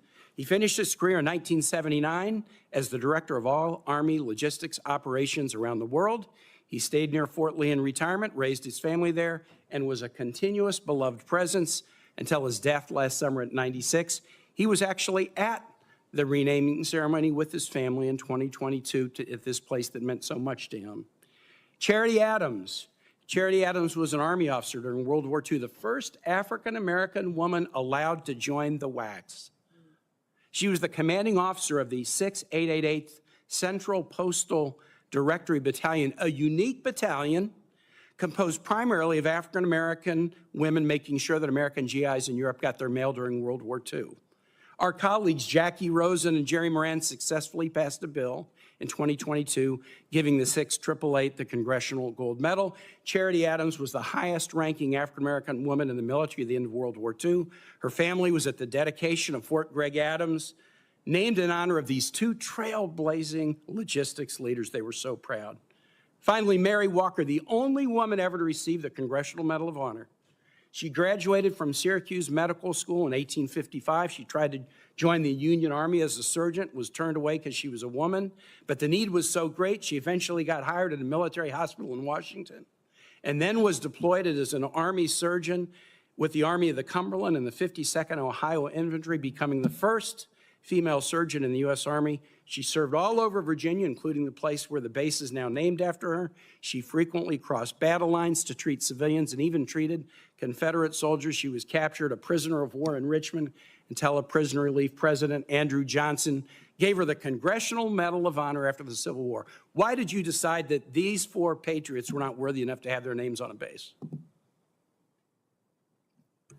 Well, Senator, as you know, this was never about the names of the bases they were renamed to. So This you- is so about you don't- so you don't restoring challenge the all worthiness? bases, You don't- restoring all okay. bases to their original To the name, because Confederate we're not names. about erasing Okay, history. you wanted to, you don't care about their military record, you wanted to restore the Confederate names. When you called the Gregg family to tell them that you were, their dad's name was no longer going to be on the base, what was their reaction?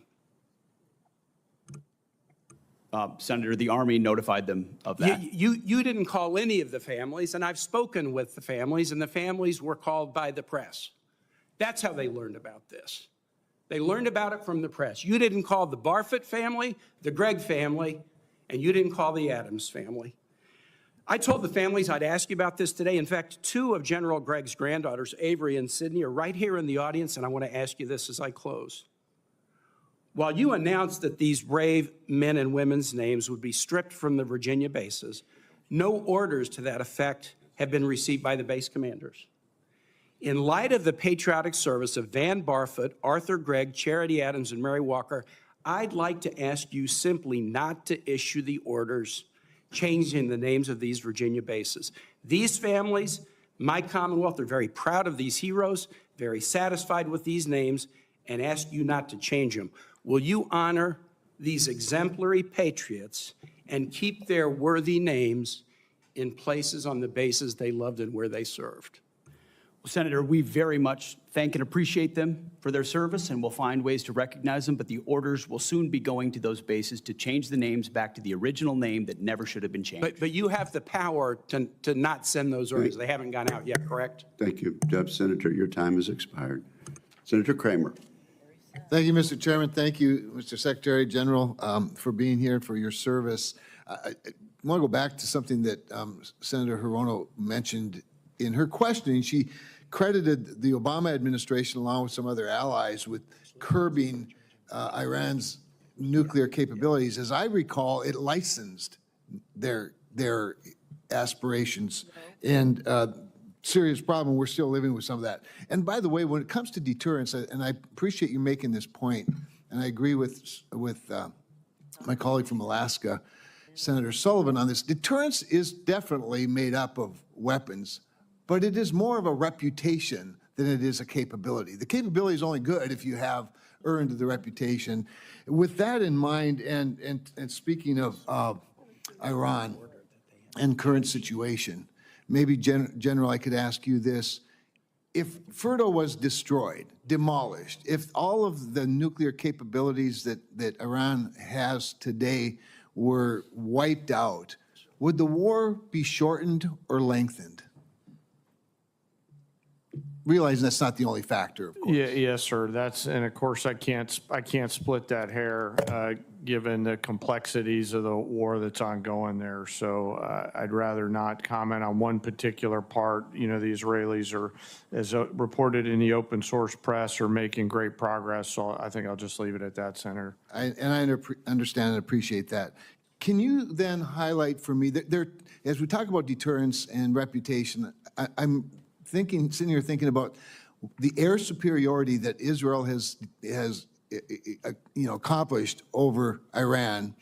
I'd like to have you speak to that, and then speak perhaps to the lack of air superiority that Russia's had over Ukraine, and the difference in those two wars. And my point being, how important is air superiority in the current fights and in our future fights? Well, sir, we could spend hours talking about the advocacy of air power. I think the freedom of maneuver that it creates is a great example of that. If you look at the two theaters right now with the Israeli Air Force striking at will at this point over Iran, juxtaposed with the challenges that we're having with the frozen forward line of troops in Europe, is a great case study of it. You know, the great thinkers, air power thinkers, are looking at the advancement in technologies from both theaters, the advancement of first-person view drones and things like that. And I think folks are going to have to think clearly about what does the future of air superiority look like, and how does it evolve to make sure that we're protecting those essential teammates that are on the ground fighting in order to prevent frozen flots, forward lines of troops in the future. I appreciate that. Secretary Hegseth, there's been some discussion, certainly in your opening statements, and then with a couple of the questions related to base defense. And this would be something both of you could speak to, but I'd like to start with you, Secretary. Obviously, we've seen some pretty spectacular displays of the ability to go deep, covertly deep within the enemy's territory and take out some pretty significant assets, both in Russia and in Iran. A lot of us fear that we're vulnerable as well. You spoke very briefly, or referenced, I think, in response to one of Senator Gillibrand's questions about the importance of policy. So when we talk about the United States itself and our bases here in the country, policy is a bigger challenge than weapons, to be honest. But what about responsibility? In other words, I think there's some confusion over is there a service, is there a particular institution that's responsible for base security and base defense, or is it up to the individual services to protect their own bases? Can you help straighten that out for me? Senator, you're right to ask the question. We met on this very topic 2 days ago, because you're right, we've already made initial efforts, but I liken it to the effort that was made around IEDs in Iraq and Afghanistan, where it couldn't be a service-only response. It needed to be across the joint force. It needed to be immediate, and the capabilities had to be prepared to adapt in real time to adjustments the enemy is making. And you saw that in things that could in counter IED technology. We need the same type of effort in counter UAS. Not just forward deployed, because right now you do it with what you have, but also at home considering the authority. So that is something the department is doing in real time. If you have a second. I guess that's it. I'm out of time. Thank you. Thank you very much, Senator Kramer. Senator King.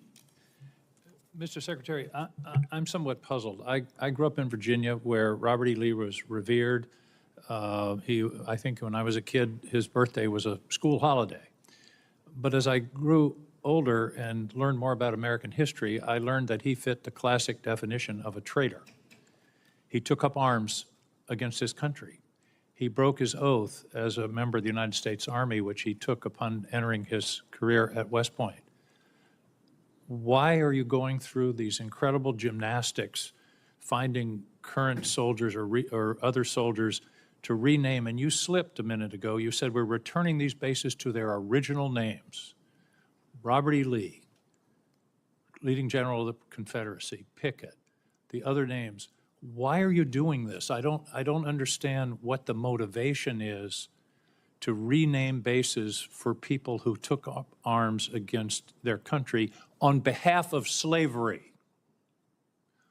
What possible motivation can there be for this? Who is telling you to do this? Who is urging you to do this?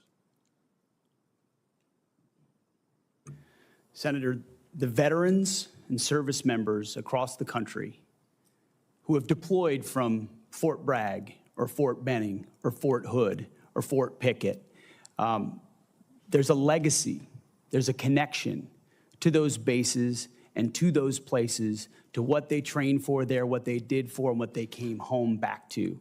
That matters to them. Ask enough of them, as I do, all the time, before and later. And we recognize the service of those who were put into the replacement. No one's disputing that. I would never dispute that.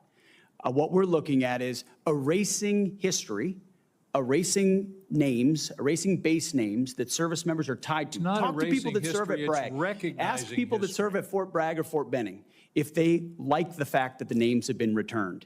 And to a man and to a woman, they will tell you, thank God we're back to Fort Bragg, and thank God we're back. And thankfully, because so many men and women in this country have served, there's a Benning and a Bragg and a Pickett and a hood has a Silver Star or a Medal of Honor that we could rename the base to because of the limits of what Congress allowed us to do. So this is something we've been proud to do, something that's important for the morale of the Army, and those communities appreciate that we've returned it back to what it was instead of trying to play this game of erasing names. We're not erasing history, Mr.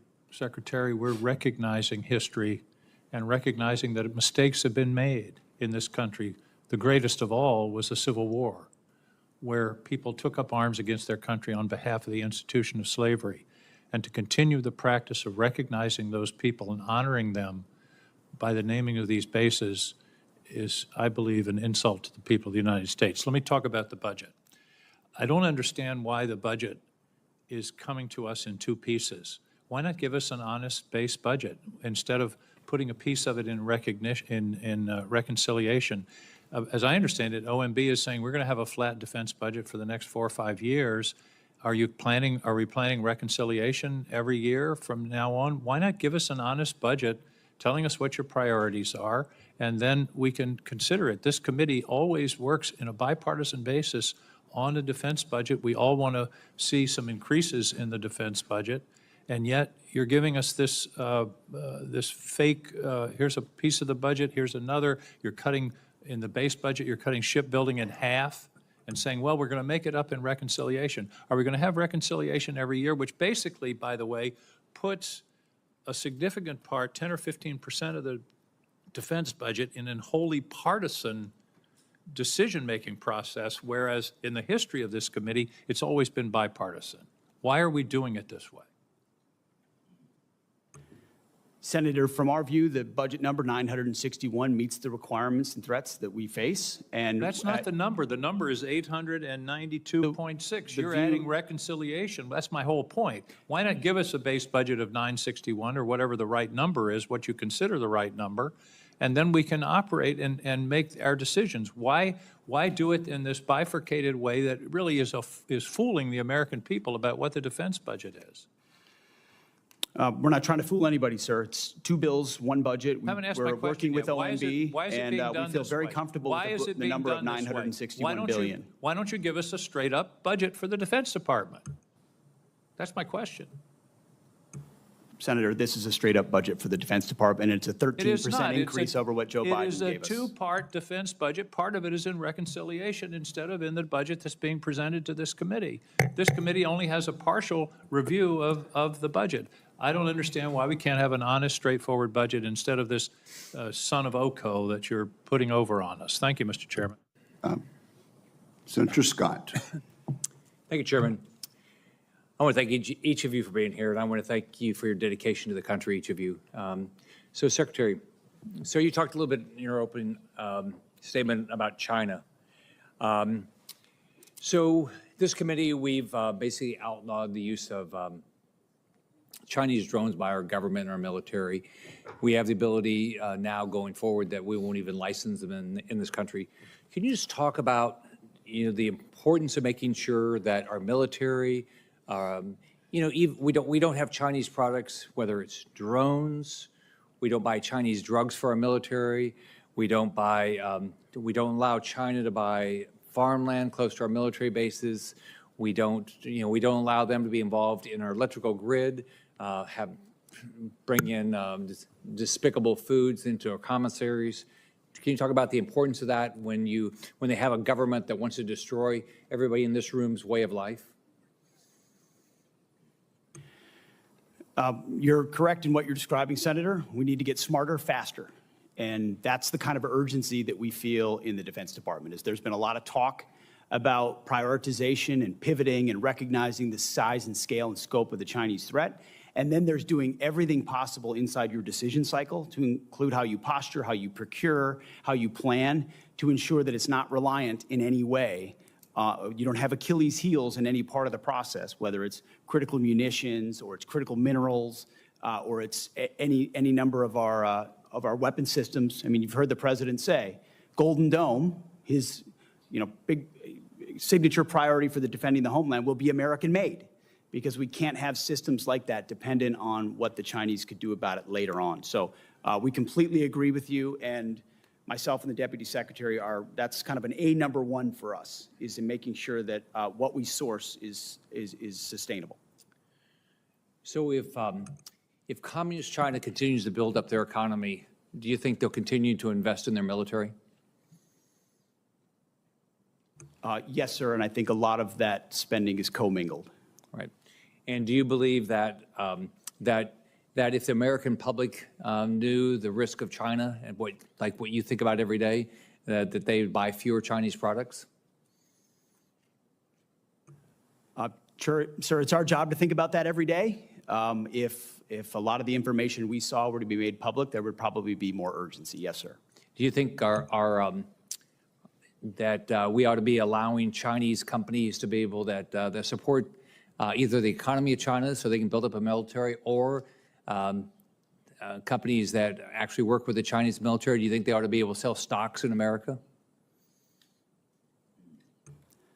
Senator, that's not really my lane, but I would say that the president is focused, especially through trade, on right-sizing a lot of those dynamics and making sure that American companies, American industries are protected and brought back to the United States. Okay. So whether it's Americans buying products that help China build their economy so they can build a military to try to defeat us, or whether it's buying Chinese drones or drugs or allowing them to buy farmland, you would recommend to the American public that we wake up and stop doing these things? Generally speaking, Senator, yes. Thank you. Senator Warren. Thank you, Mr. Chairman. So President Trump has deployed the National Guard and then the U.S. Marines to Los Angeles over the objections of state and local officials, saying that the troops are needed to support immigration detention operations that are being carried out by ICE. On Sunday night, the president threatened to deploy ICE agents to other cities around the country that he sees as, quote, the core of the Democrat power center, end quote, specifically mentioning Chicago and New York. Secretary Hegseth, if the president wanted to deploy Marines to Chicago and New York City like he did in Los Angeles, would you carry out that order even if the local governors and mayors objected? Well, Senator, because Governor Newsom was unwilling to address That's not my protecting question. federal law enforcement agents in Los Angeles, President Trump had all the authorities, and the Defense Department happily supported defending our ICE agents in the conduct of their job. They have the right, as Americans, to be able to do their job without being attacked by mobs. And we will protect them in that process. And if other states needed it, we would provide that. I know that you heard my question. So you would be willing to send troops if the president ordered it to Chicago, New York City? That's right. Well, thankfully, New York City, unlike California, unlike Gavin Newsom, is willing to step up and address the issue with their local law I will enforcement. take that as a yes. How about if the president says he wants to send troops to 15 cities? Would you be willing to do that? Senator, I don't accept your hypothetical because it's That's a hypothetical. Not a real That's one. the question. You're the Secretary of Defense. Would you send troops to 15 cities if the president said do it? Would you do it? 15 cities. Again, Senator, it's a complete hypothetical lacking any context Look, at all. You're the Secretary And I refuse of to box Defense. myself in based on Well, you can questioning on a refuse, but hypothetical. you're here asking for $1 trillion, and I want to know how you're going to spend it. And so my question is, if Donald Trump tells you to send troops to 15 American cities, are you going to spend the money and send the troops? Thankfully, we're spending money on securing our southern border a way the previous administration abandoned and allowed Okay, so you're 21 not gonna million answer illegals to that enter our question country. So anyway. defending our homeland is a real serious priority under this administration, and we're doing I it. understand the question about defense. Secretary Hegseth, about 4,000 National Guard troops and 700 Marines have been sent to LA. Is there a number of troops deployed to American cities over the objections of governors and mayors at which you would be concerned that we are undermining our national defense? Senator, we've spent 2 decades guarding other people's borders. We think at the Defense Department it's about time we shore up ours. So that's my question. Is there a number at which sending those troops to Los Angeles or Chicago or New York starts to undermine our ability to defend ourselves around the globe? Is there a number? Senator, we look at capabilities and readiness around the globe all the time, and we're quite satisfied with our capabilities to defend the homeland, and we'll provide more if and when it's necessary. So you are satisfied with our capabilities. Let me just ask, have you actually done the analysis and figured out how many troops you can deploy domestically before you start to undermine readiness around the world? Have you done that analysis? Yes, ma'am. Then would you let the rest of us in on it? We are the Senate Armed Services Committee, and you're here to ask for $1 trillion. What's the number? We've got contingencies and plans for any number of capabilities should governors be unable, as Gavin Newsom has been, to actually secure his own federal agents in their cities. How many troops can you deploy domestically before you start to cut into our readiness internationally? As I said, previous administrations deployed our National Guard all around the globe in numbers far beyond what we were capable of supporting. So limited contingencies inside the United States to protect federal law enforcement is If the Supreme Court orders doable. you to remove troops from American city streets, will you do so? Can you repeat the question, please? Yes. If the Supreme Court orders you to remove troops from American cities, will you do so? As I've said, Senator, I don't believe district courts should determine national security policy, but if the That was Supreme not my Court rules on a topic, we will abide by that. Okay. You know, during her press conference last week, Secretary Noem said, "We are staying here to liberate the city from its mayor and its governor, people who were elected by a majority of voters." Secretary Hegseth is saying he is ready to deploy more troops and won't tell us what the implications are for our national defense. This is un-American, and it makes us unsafe. I wish our Republican colleagues would speak up. The time of the senator has expired. Senator Tuberville. Thank you, Mr. Chairman. Thanks for being here today. Mr. Secretary, thanks for looking out for the law enforcement and the millions of people in California that still love this country and want this country to survive, and not the radicals that wave non-American flags, that protest in the streets, tear things down. It is ridiculous, and thank you for doing what you're doing, you and President Trump. It's getting out of hand. Chairman of the Personnel Committee, thanks for your recruiting. You're doing great. Keep looking out after the quality of life. Please do that. We've done research after research. We did give a raise. We want to continue to give raises. These first-year staffers in this building make tens of thousands of dollars more than first-year military personnel. That's not right. We need to change that. It's an all-volunteer Army, and thank you for working towards that. Mr. Secretary, China's kicking our butt in AI. Okay, they can build something in a year that takes us 3 or 4 years to build. The budget provides for increases in AI investment of $250 million. Is that adequate for us to catch up with China? Senator, we are very aware of the accelerant that is AI, and that it is the next chapter, the next sphere of where advantages will be gained. And we are making the necessary investments, we believe, in this budget to stay there. We're also working with private industry in the United States, who's thankfully at this point isn't getting their butt kicked yet by China, and I think presents an opportunity for us to work with them to press the advantage. So we're looking for private partners as well to enhance our capabilities across the DoD. You have to know your problems and where you're at before you can go forward. And hopefully we're understanding that. Obviously, we've got a lot of problems that's going on. Mr. Secretary, your opening remarks mentioned the force-wide review of military standards. What's the status of that review? It is ongoing and very close to fruition. We've reviewed standards specifically on combat MOSs first to ensure that we haven't seen a reduction in pursuit of quotas or any other agendas. So standards are being moved back to where they were at their highest level, gender neutral. And then we're looking at overall fitness standards, overall grooming standards, overall basic standards across our formations that we believe have slipped, certainly under the previous administration, but over decades. But we're being very careful about it, too. We don't want to make big changes that are wide sweeping, that have unintended consequences. So we're looking service by service, but also trying to simplify and clarify as much as possible. High standards, clear standards that set us apart.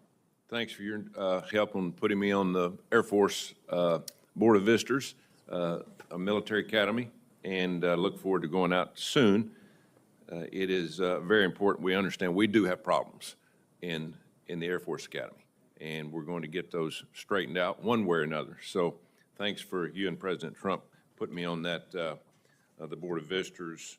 General Kane, the last few years we've seen major efforts to refocus our services for future fights. Marine Corps Force Design and the Army's Transformation Initiative are major changes to the Joint Force.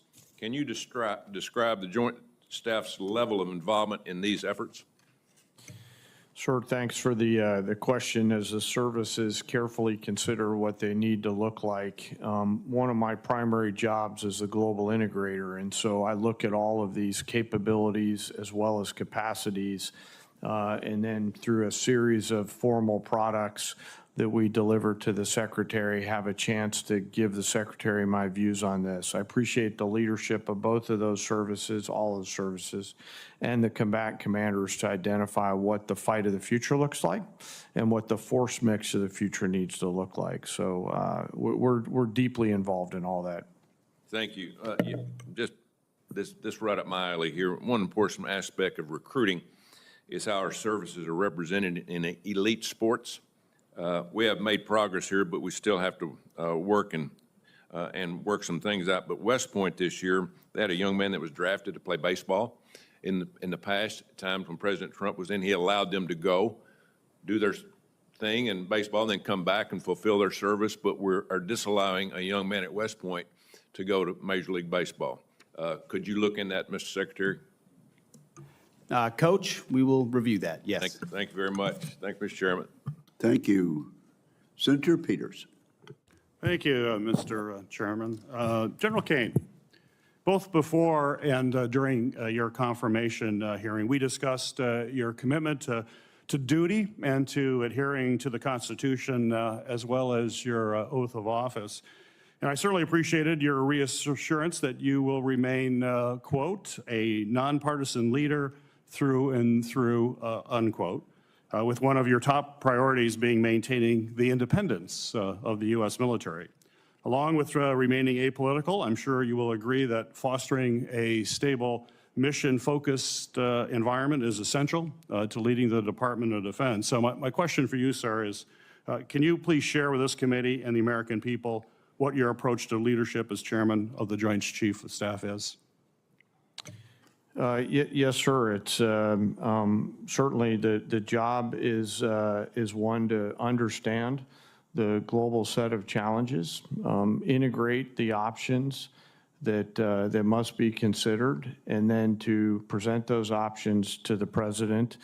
And I've always taken a servant leadership approach throughout my career based on my oath of office and the Constitution and my commission. And as a nonpartisan leader, you reiterate that? Always. Yeah, I reiterate that. Well, thank you. And as a former lieutenant commander in the U.S. Navy Reserve, I certainly agree with that and agree with your answers and your commitment to the men and women in uniform. Secretary Hegseth, your approach to leadership, I believe, stands in direct conflict with the ideas that we just discussed with General Kane. And at a time of great chaos and uncertainty in the world, I'm extremely concerned that your many shortcomings could have potentially life-threatening consequences for American service members. In your confirmation hearing, I expressed my deep reservations about your qualifications to run the DoD. I also made it clear that no board of directors in the world would hire someone with so little experience to run a large business, much less the Department of Defense, where American lives are on the line regularly. For this reason, in addition to some concerns we had about character, I ultimately opposed your nomination.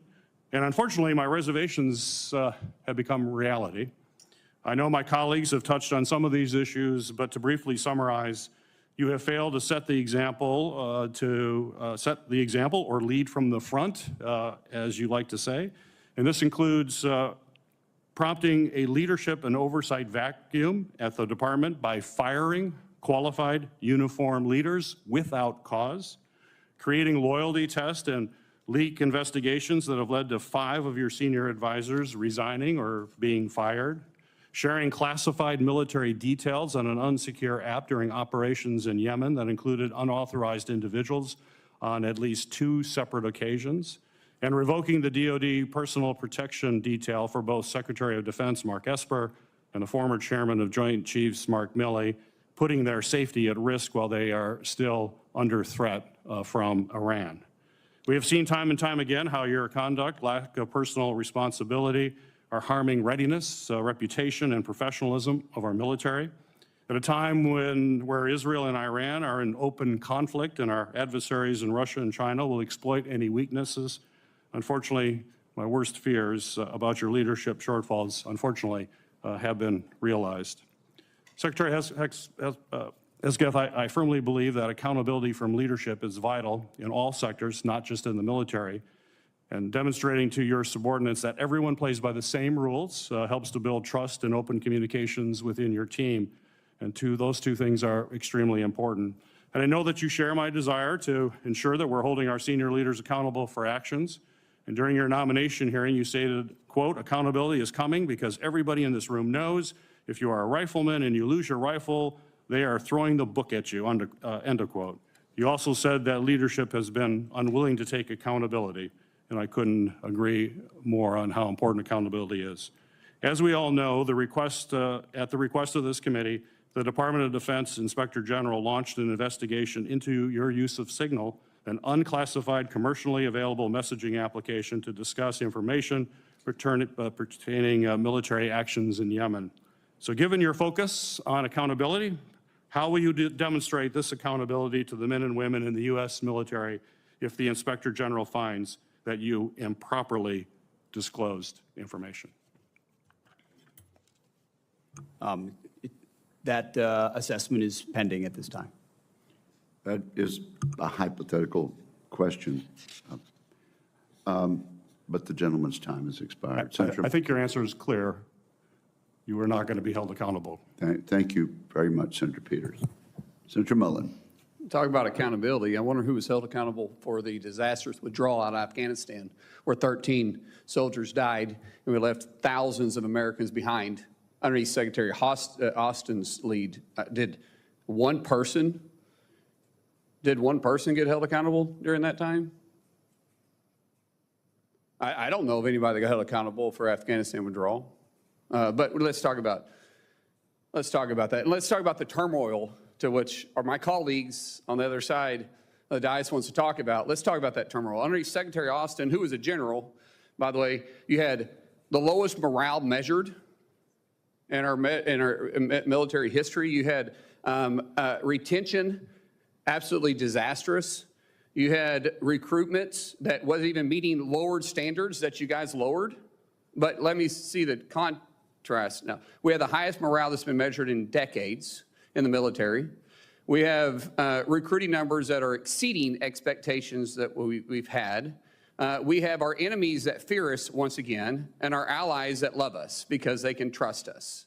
But that's not the narrative, Secretary Hegseth, that our Democrat colleagues want to draw. But how short-minded is your memory? It was just a few months ago that you were supporting a commander-in-chief that you guys were covering up for or flat out lying about. Who was in charge? And that was a commander-in-chief. Oh, but let's not talk about that. Instead, let's just point fingers at something that fits a narrative. You want to talk about war powers or the fact that during our reposturing in the Middle East against Iran, which would have never taken place if our colleagues on the other side would have held the administration accountable while they were giving billions of dollars back to Iran and knowing good and well during the briefings that they were actually trying to develop a nuclear weapon, but we turned a blind eye to that, and now the mess that was created by the Biden administration, this administration, or the Trump administration, and the leadership of Secretary Hegseth is simply trying to clean up. But forget about the past. Let's talk about this. Oh, let's talk about reposturing, by the way. And wasn't it Secretary of the Navy, Del Toro, that came to us and said that he was fighting the largest naval battle since World War II? Did anybody in this dais authorize that? That was his words, who sat right there where Secretary Hegseth was, and I laughed. And I said, I didn't think the Houthis had a Navy, so why are we fighting a naval battle there? And did you guys complain about it? Did you all say one thing about it? Nope. You just sat there.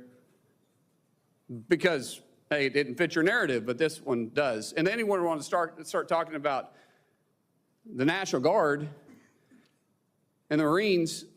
Didn't President Eisenhower deploy troops or federalized troops in Arkansas in 1957 and also deploy the 101st Airborne because the governor then refused to protect civil rights and personal property? Yep. What about President Kennedy in 62 and 63? That also did it because Mississippi and Alabama refused to do the same thing. And so since the governor at that time refused to protect citizens and the property, he federalized the National Guard. Oh, let's think about 65 too, because LBJ did the exact same thing. But that's history. But yet it's extremely important to the context of what you guys are claiming to be done here. But that doesn't fit the narrative that you guys want to put out there. History is history. Look back at it if you want to or not. But keep in mind, every time you're pointing fingers here, you got three fingers pointing back at you. Because the previous administration, you guys 100% turned a blind eye to and did nothing to hold them accountable. Nothing. So don't sit up here on the dais and pretend like you're trying to hold administration accountable now because you didn't for 4 years. You literally covered up for a commander-in-chief that was absent. Absent-minded and absent leadership. And you guys did absolutely nothing. Even your left-leaning media is saying it was the worst cover-up possibly in political history. Yet nothing from you guys. You all should be ashamed of yourself. Literally, you should be ashamed of yourself. I yield back. Thank you, Senator Mullen. Senator Rosen. I yield my time to Senator Duckworth. Senator Duckworth. Thank you, Mr. Chairman. In response to my colleague from Oklahoma, I believe the Secretary of Defense has just responded last week and admitted that the $1 billion mission that he led against the Houthis, who do not have a Navy, has not restored the transit of U.S. flag commercial vessels through the Red Sea, and in fact has resulted in the loss of 2 F-18 Hornets to the tune of $60 million apiece, as well as, I believe the last count was 7 Reaper drones to the tune of another $200 million. You are blowing through money like my fellow cadets and I did in our first Liberty after basic camp. Luckily, I didn't end up with a questionable tattoo. Your failures, Mr. Secretary, since you've taken office has been staggering. You sent classified operational information over Signal to chest thump in front of your wife, who, by the way, has no security clearance, risking service member lives in the process. You blew the $1 billion fight against the Houthis, whom, again, as my colleague says, has no Navy, and yet you lost all of those aircraft. You've created such a hostile command environment that no one wants to serve as your chief of staff or work with you in other senior DoD leadership roles. But what we should all be talking about, more than all of this is that you have an unjustified, un-American misuse of the military in American cities, pulling resources and attention away from core missions to the detriment of the country, the war fighters, and yes, the war fighting that you claim to love. I don't know if this is because you are too inexperienced and incompetent to understand the real threats facing our country, or if it's because you are just an unqualified yes man who can't tell the president how to keep Americans safe. You are focusing on renaming basis for Confederate generals. You said just now to Senator King that to a man and to a woman, we would rather be associated with the old Confederate names. Well, I am one of those women. I served at Fort Rucker, Alabama, a base that was named for a traitor who took arms against the United States of America, led troops who killed Americans. It was renamed for Mike Novosel, a Medal of Honor recipient who, in his citation for the Medal of Honor, includes that he saved 29 American lives, to include hovering backwards in a helicopter towards an enemy bunker where a wounded American was laying and saved that person, including after being taken fire himself. I know a little something about what it takes to fly a helicopter when you've been hit by enemy fire. That was heroic. I'd rather be associated with Mike Novosel than a failed Confederate traitor. I don't know whether you are inexperienced or too incompetent, but I wonder when you will actually focus on our nation's warfighting mission. We know that California is just a deliberate, systematic, political and dangerous campaign led by you. We should not be using our military to play cops against Americans. General Kane, as chairman, a key part of your job is to coordinate military planning across the joint force. Is the department currently incorporating into any military plans expanding the use of the reserve forces to include the National Guard or active duty troops to support domestic law enforcement, including in other locations in the United States? Senator, you know, we careful. No, General. Well, it's not really a yes or no question, Madam Senator. We plan all kinds of different things. I think it is a yes or no question. I'm not aware of anything, but the reason why I'm answering is the tags may be looking at something that I'm not aware of. What are you doing at your level? You're not aware of that happening at your level? Because we know that on his first day, President Trump directed U.S. Northern Command to revise its unified command plan to add new planning requirements to combat, and I quote, criminal activities. A series of follow-up executive orders continue to redirect DOD priorities to supporting domestic law enforcement, including one in April that tells DOD, and I quote, use national security assets for law and order. In other words, do law enforcement's job. I'd like to enter these executive orders into the record, Mr. Chairman. Is there objection? Without objection, so ordered. Secretary Hegseth, you say you are focused on warfighting and warriors. These are your words. Yet you are diverting untold DOD resources and attention to a fundamentally non-military mission of domestic policing. Across the country, we have qualified police officers who are trained for that mission. They know those streets better than the Marines you deploy to Los Angeles, who normally focus on the Indo-Pacific. And you recently approved 700 more troops in 3 other states to do admin and logistics works for ICE. You say all of this is valuable training, but I would much rather have our troops do tough, realistic training relevant to high-end combat.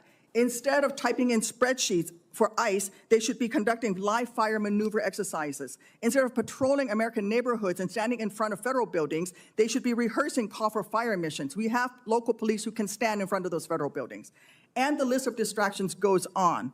You are encouraging the DOD workforce to go work for DHS in increasing numbers. You're pulling the military away from facing foreign enemies who literally say things like death to America. And you're putting troops with weapons aimed at Americans.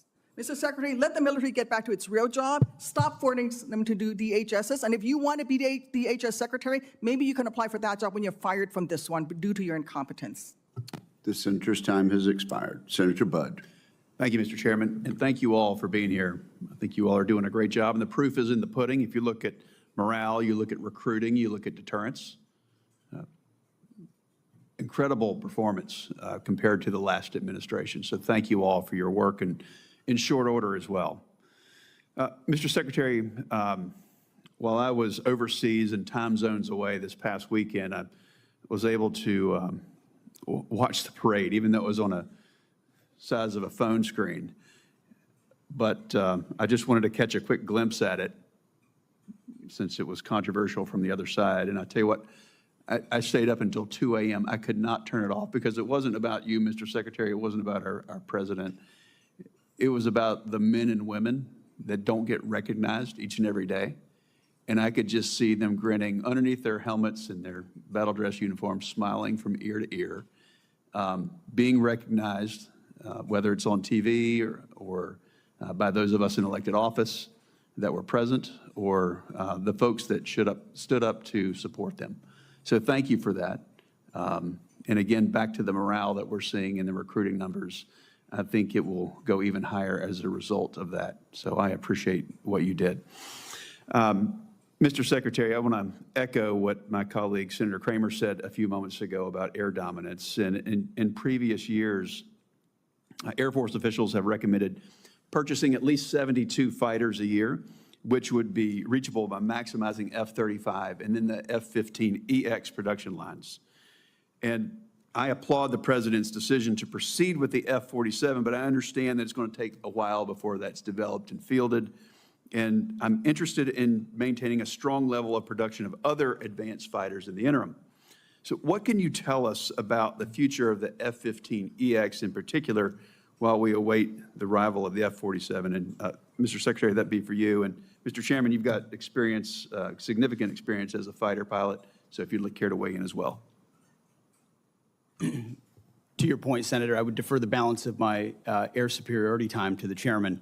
But I would note that the budget does have a substantial increase on F-15EX, recognizing its capabilities and the bridging function that particular aircraft provides us. And all of this with an eye toward existing fights and future fights, but it certainly does make an investment. Chairman.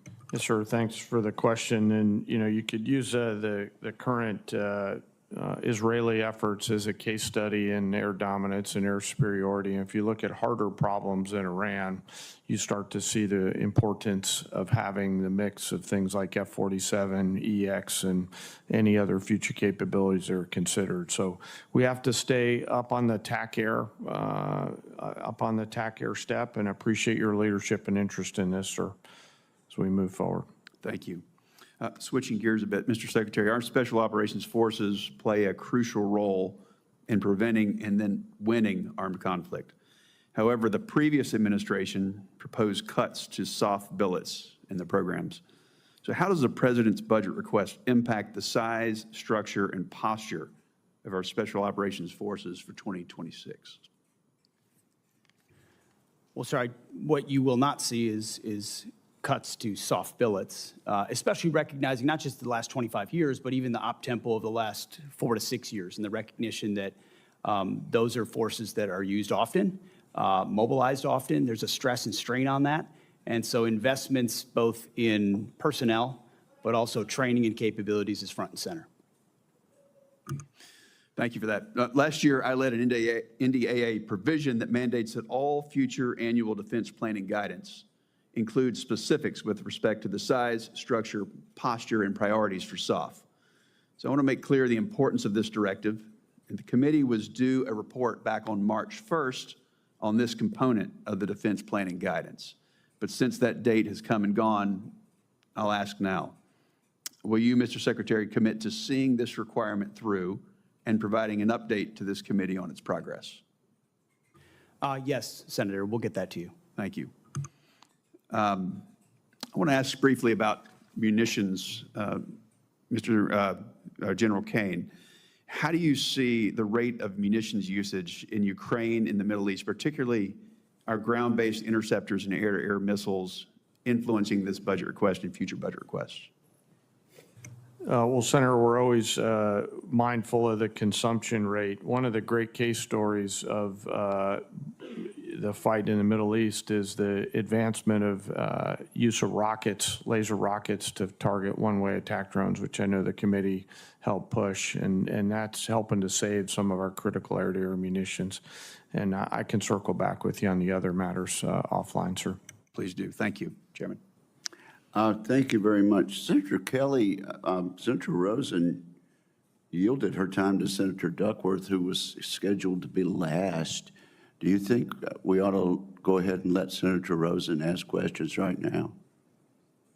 100%. Absolutely. Senator Rosen, you're recognized. I thought I would just create a stir down there. No, I thank you to my seatmates on both sides. Thank you, Mr. Chairman. We take care of each other.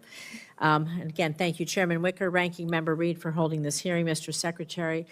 We have a short amount of time, so I'm just going to ask a few simple questions, and I would just appreciate if, for some of them, you would just answer yes or no. And so, Secretary Hegseth, would you agree that every senior official in the Department of Defense must reflect the values and conduct that our service members must uphold and our citizens expect? Senator, we want to uphold the highest possible standards. I'll take that for a yes. So would you also agree, then, that anti-Semitism and anti-Semitic conspiracy theories have no place in our government or military? Yes or no? They should not. Thank you. So would you also agree that anyone who has posted, and I'm going to quote, anti-Semitic conspiracy theories lifted right out of a neo-Nazi playbook, end quote, shouldn't be anywhere near a position of power? Yes or no? Since I don't believe the characterization of many officials in the news media, I would need to see precisely what's being characterized. But generally, would you not say that if Generally we speaking, thought something was coming out of a neo-Nazi playbook, it doesn't have any place in our Department of Defense? Now, Secretary Hegseth, the quote that I just read you was referencing Ms. Kingsley Wilson, the DOD press secretary. It's a direct quote from her, who my Republican colleagues on this committee have also expressed alarm over due to her comments. In fact, one colleague said, and I'm going to quote again, obviously I don't agree with her comments. I trust the Pentagon will address this, end quote.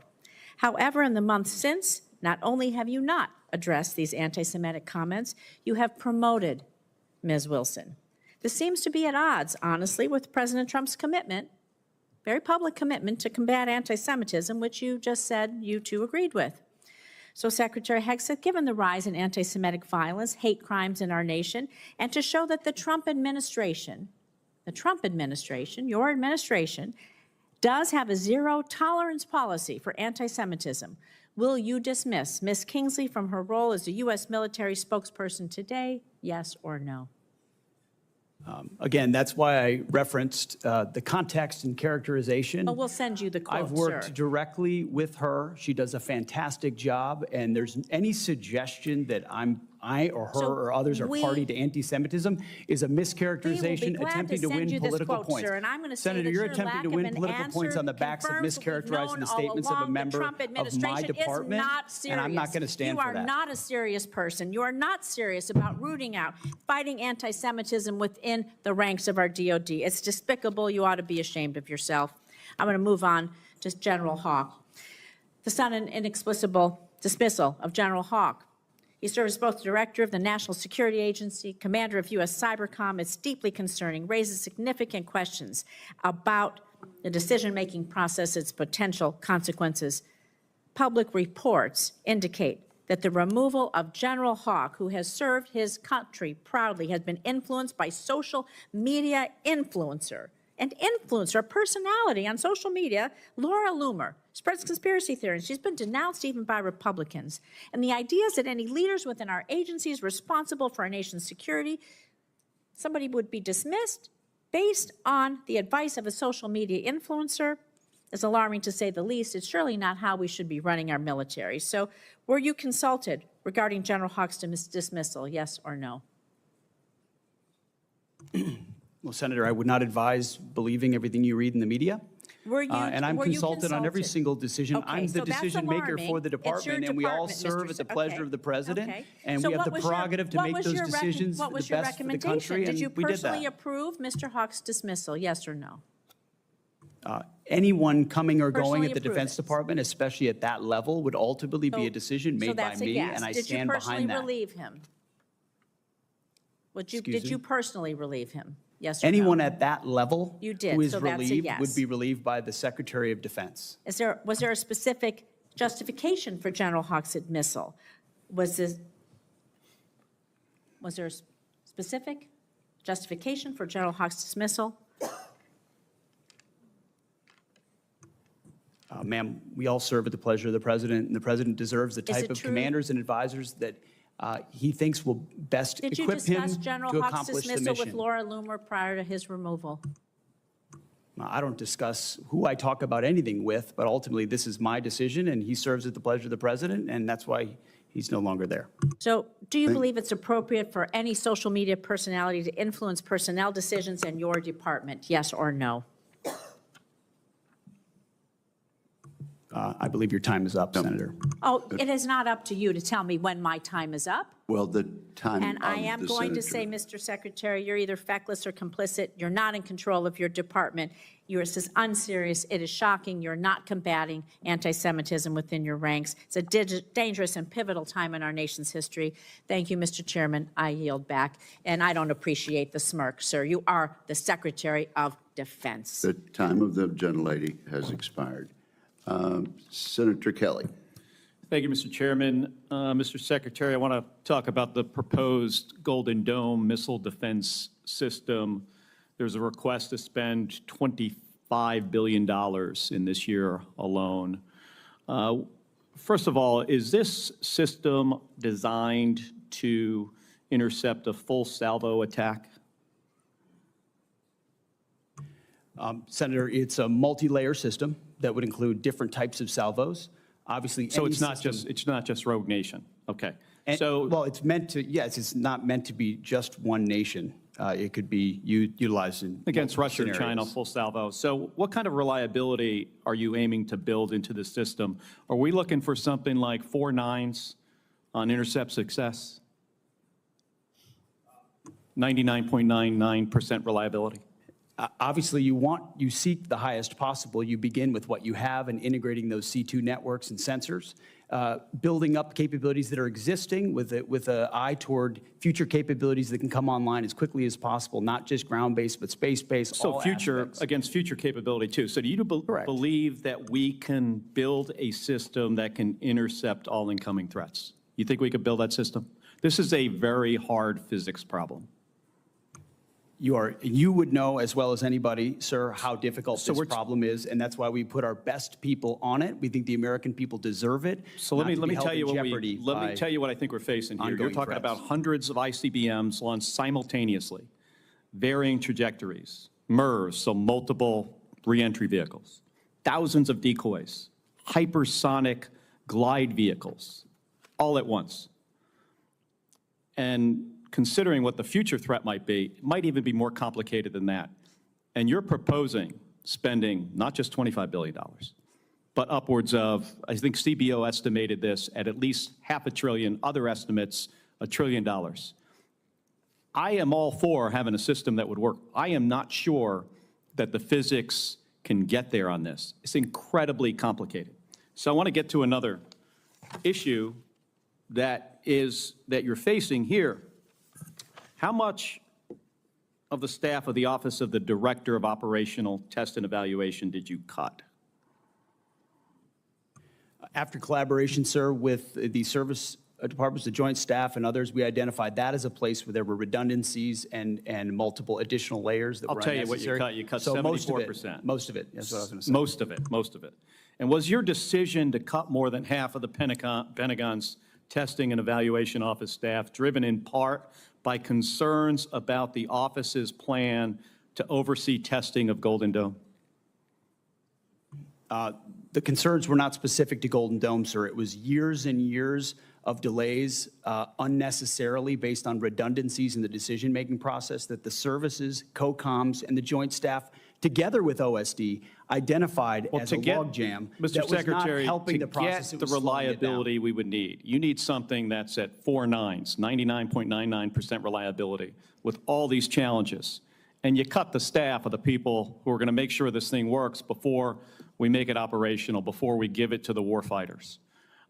You got to go back and take a look at this. But I also strongly encourage you to put together before we spend $25 billion or $175 billion or $563 billion or $1 trillion, put together a group of people to figure out if the physics will work.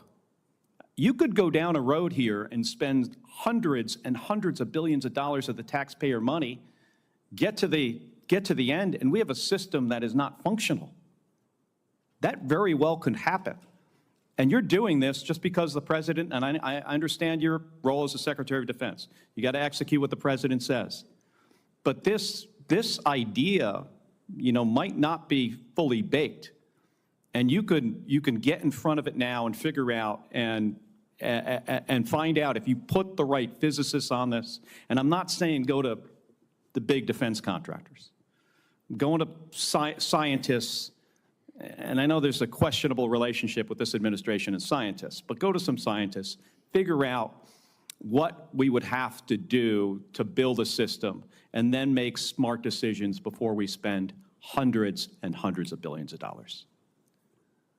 Senator, we're doing that, leveraging existing technologies and not premising the project on aspirational technologies, what we can actually do, and would welcome. Well, $25 billion in the first year is a lot of money. That's more than just figuring out if we have the ability to build a system that can handle a full salvo threat, hypersonic glide vehicles, MERS, thousands of decoys. Thank you, Mr. Thank you, Chairman. Senator Kelly. Senator Sheehy. For General Kane, curious of your thoughts. Now you're in the chair officially. China's building ships about 230 times faster than we do. Our ability to scale our maritime industrial base has been the subject of much discussion. And my biggest concern is we could give the Navy unlimited funds right now, and even that wouldn't be able to fix the problem we have within the existing paradigm. And we have to rethink how we acquire, deploy, and maintain our Navy. As we approach potentially a new CNO taking the seat here, what are we doing at the department level to explore alternative ways like leasing a Navy, like giving private industry the incentive to build stable requirements, towards stable requirements with consistent engineering specs so that they can build to these requirements, let private industry take some risk and extend themselves on this so we can benefit from the ability and the agility of private industry to solve problems quickly. Well, sir, thanks for your question. I share your concerns about how fast we're building ships. I'm encouraged, though, by the leadership that the Deputy Secretary of Defense, the Secretary of the Navy, the current acting CNO have all been leaning into this, as well as the other parts of the department, acquisition and sustainment, and research and engineering. I've not heard yet on a leasing discussion. As you know, as a former aviation business owner, there's ops leases and things like that offer capability at different models. There's been some experience of that on the Hill before. I'm thinking back to Senator McCain had some strong views on leasing in a prior life, but I would defer that conversation to our OSD colleagues, sir, who would drive that. Okay. Well, I think we have to think outside the box, and that's true on all defense acquisition programs, and I welcome either of your thoughts as well. Senator Warren and I actually have recently partnered on an initiative that is praising what Secretary Driscoll's done at the Army side to expand the flexibility of the services to have more alternative pathways. I go back to our MRAP program about 15 years ago, a program which saved my life and the lives of many other servicemen, I'm sure in this room as well. So finding alternative ways to acquire things is really what we have to do now. And if we continue to try to jam, a turkey into the garbage disposal and just give more and more money to a process that frankly has been failing for decades, I think we need to try to fix the process first. And I'd be curious as to either of your thoughts, an open response as to what we can do immediately here to start reforming our defense acquisition paradigm so we can keep pace with, it's not a near-peer threat with China, they are a peer. So it is a peer-to-peer threat. How are we going to reform our industrial base to keep pace with it? Sir, I think this could be a much longer conversation, which I'm happy to have with you. I note that the lineup of leaders that we have in the Congress right now, here in this committee and the other side, the leaders in the department, the leaders in industry, it feels like we have the team now who will actually move the ball, grab a hold of that entrepreneurial spirit that America is so well known for, and get after it. We cannot, I'm mindful of the work that's been done before. We cannot continue to move on the same trajectory, and we must get after this. We owe it to the joint force to be properly armed at scale with the right capability capabilities so that they can win and come home. And so I'd love to partner with you on that, as I know our OSD colleagues would as well. Well, in the speed at which we've solved our recruiting challenges, hopefully we can do the same thing with the ability to make bullets, bombs, artillery shells, planes, and ships, because we owe it to the 17, 18, 19-year-old kids who are going to be fighting these systems on the front line to make sure they have enough of them to replace attrition, and also that those systems are as good as they can be when they need them. Thanks for your time today. Senator Sheehy and General, I would love to be part of that longer conversation about that issue. Thank you, Senator Sheehy. Senator Slotkin. Thank you, Chairman. Mr. Secretary, I said in your hearing, when you had your confirmation hearing, that my biggest concern with you at the helm was the potential use of the military in ways that contradict the Constitution or that taint what I hope we all want, which is an apolitical military. And when I asked you about whether you would accept an order that was actually given to your predecessor, Secretary Esper, Trump's SecDef, to deploy active duty troops against unarmed protesters and to, in Secretary Esper's words, shoot at them, shoot at their legs. You said this was all theoretical. Here we are, a few months later, you've deployed 4,700 troops to Los Angeles and against the wishes of the governor. And my colleague across the aisle was right. It is the first time since 1965 that we have deployed Guard troops without the permission of the governor. In all the instances he laid out, the president had sent in the military to protect protesters, not against the protesters. So you may dismiss it, but I feel like this is a fundamental issue of American democracy. If you love your country and you want an apolitical military, then it should be the last resort, not the first resort in our country to use them. So to get to the non-theoretical, have you authorized the uniformed military to detain or arrest protesters in Los Angeles? Senator, I would just start by saying you're not a protester if you're throwing concrete 100%. at law Arrest those enforcement people. officers. Throw them in the jail. 100%.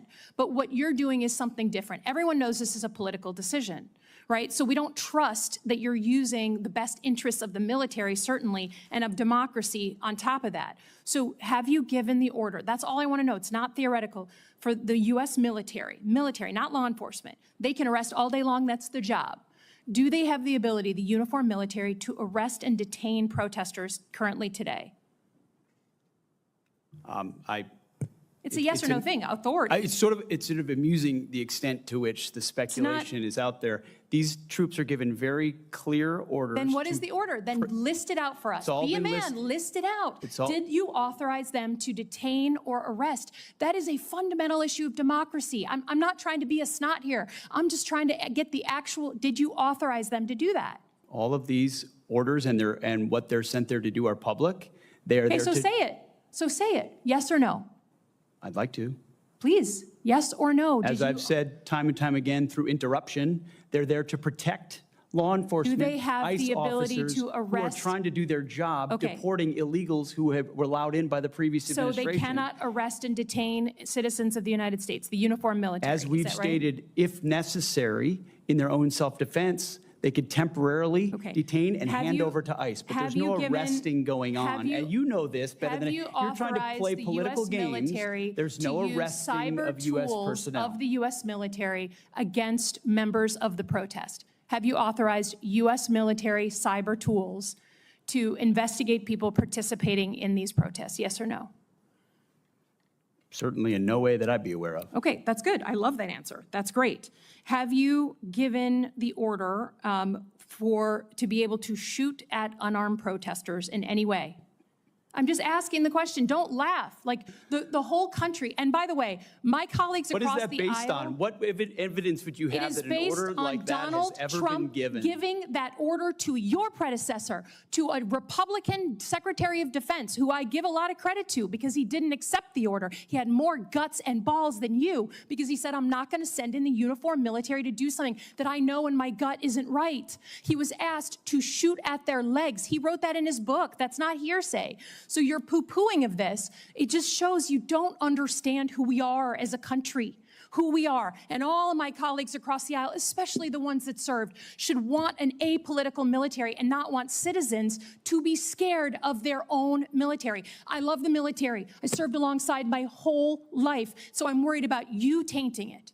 Have you given the order? Have you given the order that they can use lethal force against honor? I want the answer to be no. Please tell me it's no. Have you given the order? Senator, I'd be careful what you read in books and believing it, except for the Bible. Oh my God. So your former predecessor, I guess that's not enough for you. Okay, on Iran. I don't think there's a debate. There's like a cat fight going on in your own party about whether to go after Iran. Have you commissioned any day after planning? So any force protection, any use of ground troops in Iran, any cost assessments? Because I don't think we doubt what we can do as a country in the attack. It's the day after with Iraq and Afghanistan that so many of us have learned to be so deeply concerned about. Have you authorized day after planning? As I've said, we have plans for everything, Senator. Okay. And I would also reiterate how we began, that there will be a classified portion of this 15 minutes after we adjourn. Senator Banks, you're recognized. An apolitical military. Secretary, wouldn't you say that in the last administration under Joe Biden, Secretary Austin, Mark Milley, we've never seen the military politicized in a way that it was over those 4 years? Senator, I would say our mission has been to take the politics out of the military, take the ideology out of the military. And as a result, you've seen the response of young Americans who have, I called it a bump at first. I just want to correct that, Senator. It's been a tsunami. It's been a historic response of young Americans I want to unpack it. who are I joining. want to unpack this with you, Mr. Secretary. Prior to President Trump's election, the military was struggling with the worst recruitment crisis in 50 years. That all seemed to have changed overnight on one specific day. And the chart shows it. The Army doubled its recruitment from November of 2024 to the previous November. The Navy, the same thing. The Navy's recruitment skyrocketed 80% from November of 2024 to the previous year. Mr. Secretary, what changed? There was an election, Senator. Why does that matter? Because leadership matters, sir. Belief in your country matters. Having the back of your troops matters. Setting a clear mission matters. Ensuring that if troops are used, it's for a clear, defined mission. It's funding them properly. It's giving them the proper authorities to execute. Americans watch what happens with their political and military leadership. And in President Trump, they understand they have a commander-in-chief that has their back, that loves the country, that loves them. Our job has been to reflect that through the department by getting rid of all the distractions, by enforcing the basics, by getting back to standards and readiness. And as a result, we've seen a generation of young people stand up and say they want to serve under President Trump. These numbers have steadily increased. As you said, you called it a tsunami. I mean, I call it the Trump bump because it did begin on one day, but every month since, we've seen those recruitments for the Army and the Navy, especially the best Navy recruitment in 20 years, the best Army recruitment in 15 years. How do we keep that up? Well, sir, I think we keep that up by staying true to what we said we would do to those young Americans and their families. I wrote a book before I started this process, talking to a lot of vets and their families who are wondering whether they would recommend military service to the next generation. I hear from them and others who say, now we're willing to do that under this president's leadership. Staying true to who we are, staying true to the basics, the Constitution, their core mission, keeping them ready, funding them and supplying them properly, and then having their back, truly, matters. And I think by doing that and then emphasizing recruiting and the basics, I think we'll continue to be able to be on the right trajectory. Mr. Secretary, I've never seen a Secretary of Defense that's so in tune with our soldiers, our sailors, our airmen and Marines as you. You've gone out and you're visiting with them, you're talking to them every single day. What kind of stories are you hearing, especially from our newest recruits? I mean, what are they telling you? What are they telling you specifically about why it matters? Well, I'll start with those that are re-enlisting or they've been in for a while who say it's all changed. The entire environment's changed. The morale, the spirit. They feel the change. They feel the idea that if I'm given a job to do, I'll be given everything necessary to do it, the authorities to do it. I'm not being micromanaged. I know that my commander will have my back. And then the young people, it's just excitement about the possibility of serving under President Trump, of being a part of something greater than themselves, and knowing that that in the White House they've got a commander who will defend their interests. It's really about the, as I said, I mean, as my colleague was talking about, an apolitical military. I mean, the wokeness, the radical transgender movement, the way the abortion travel mandates, the way the last administration politicized the military. There was a survey in 2023 that pointed this out. It said that, and the Army released the survey in 2023 that claimed that young Americans' fear of discrimination drove away more recruits than wokeness. And wokeness was a big indicator too in that survey. Do you think those arguments still stand up today? Senator, you make a great point. Every American wants to be treated like an individual, not because they're black or white or male or female, rich or poor, or because of some calculation of what we need more of or need less of, but simply, can you rise to the challenge of this job of service to your nation? That challenge inspires young people, and that's what we've seen. I think the Commander-in-Chief matters. Mr. Secretary, you matter. General, you matter. Thank you for your leadership. The facts speak for themselves. Mr. Chairman, I yield back. Thank you, Senator Banks.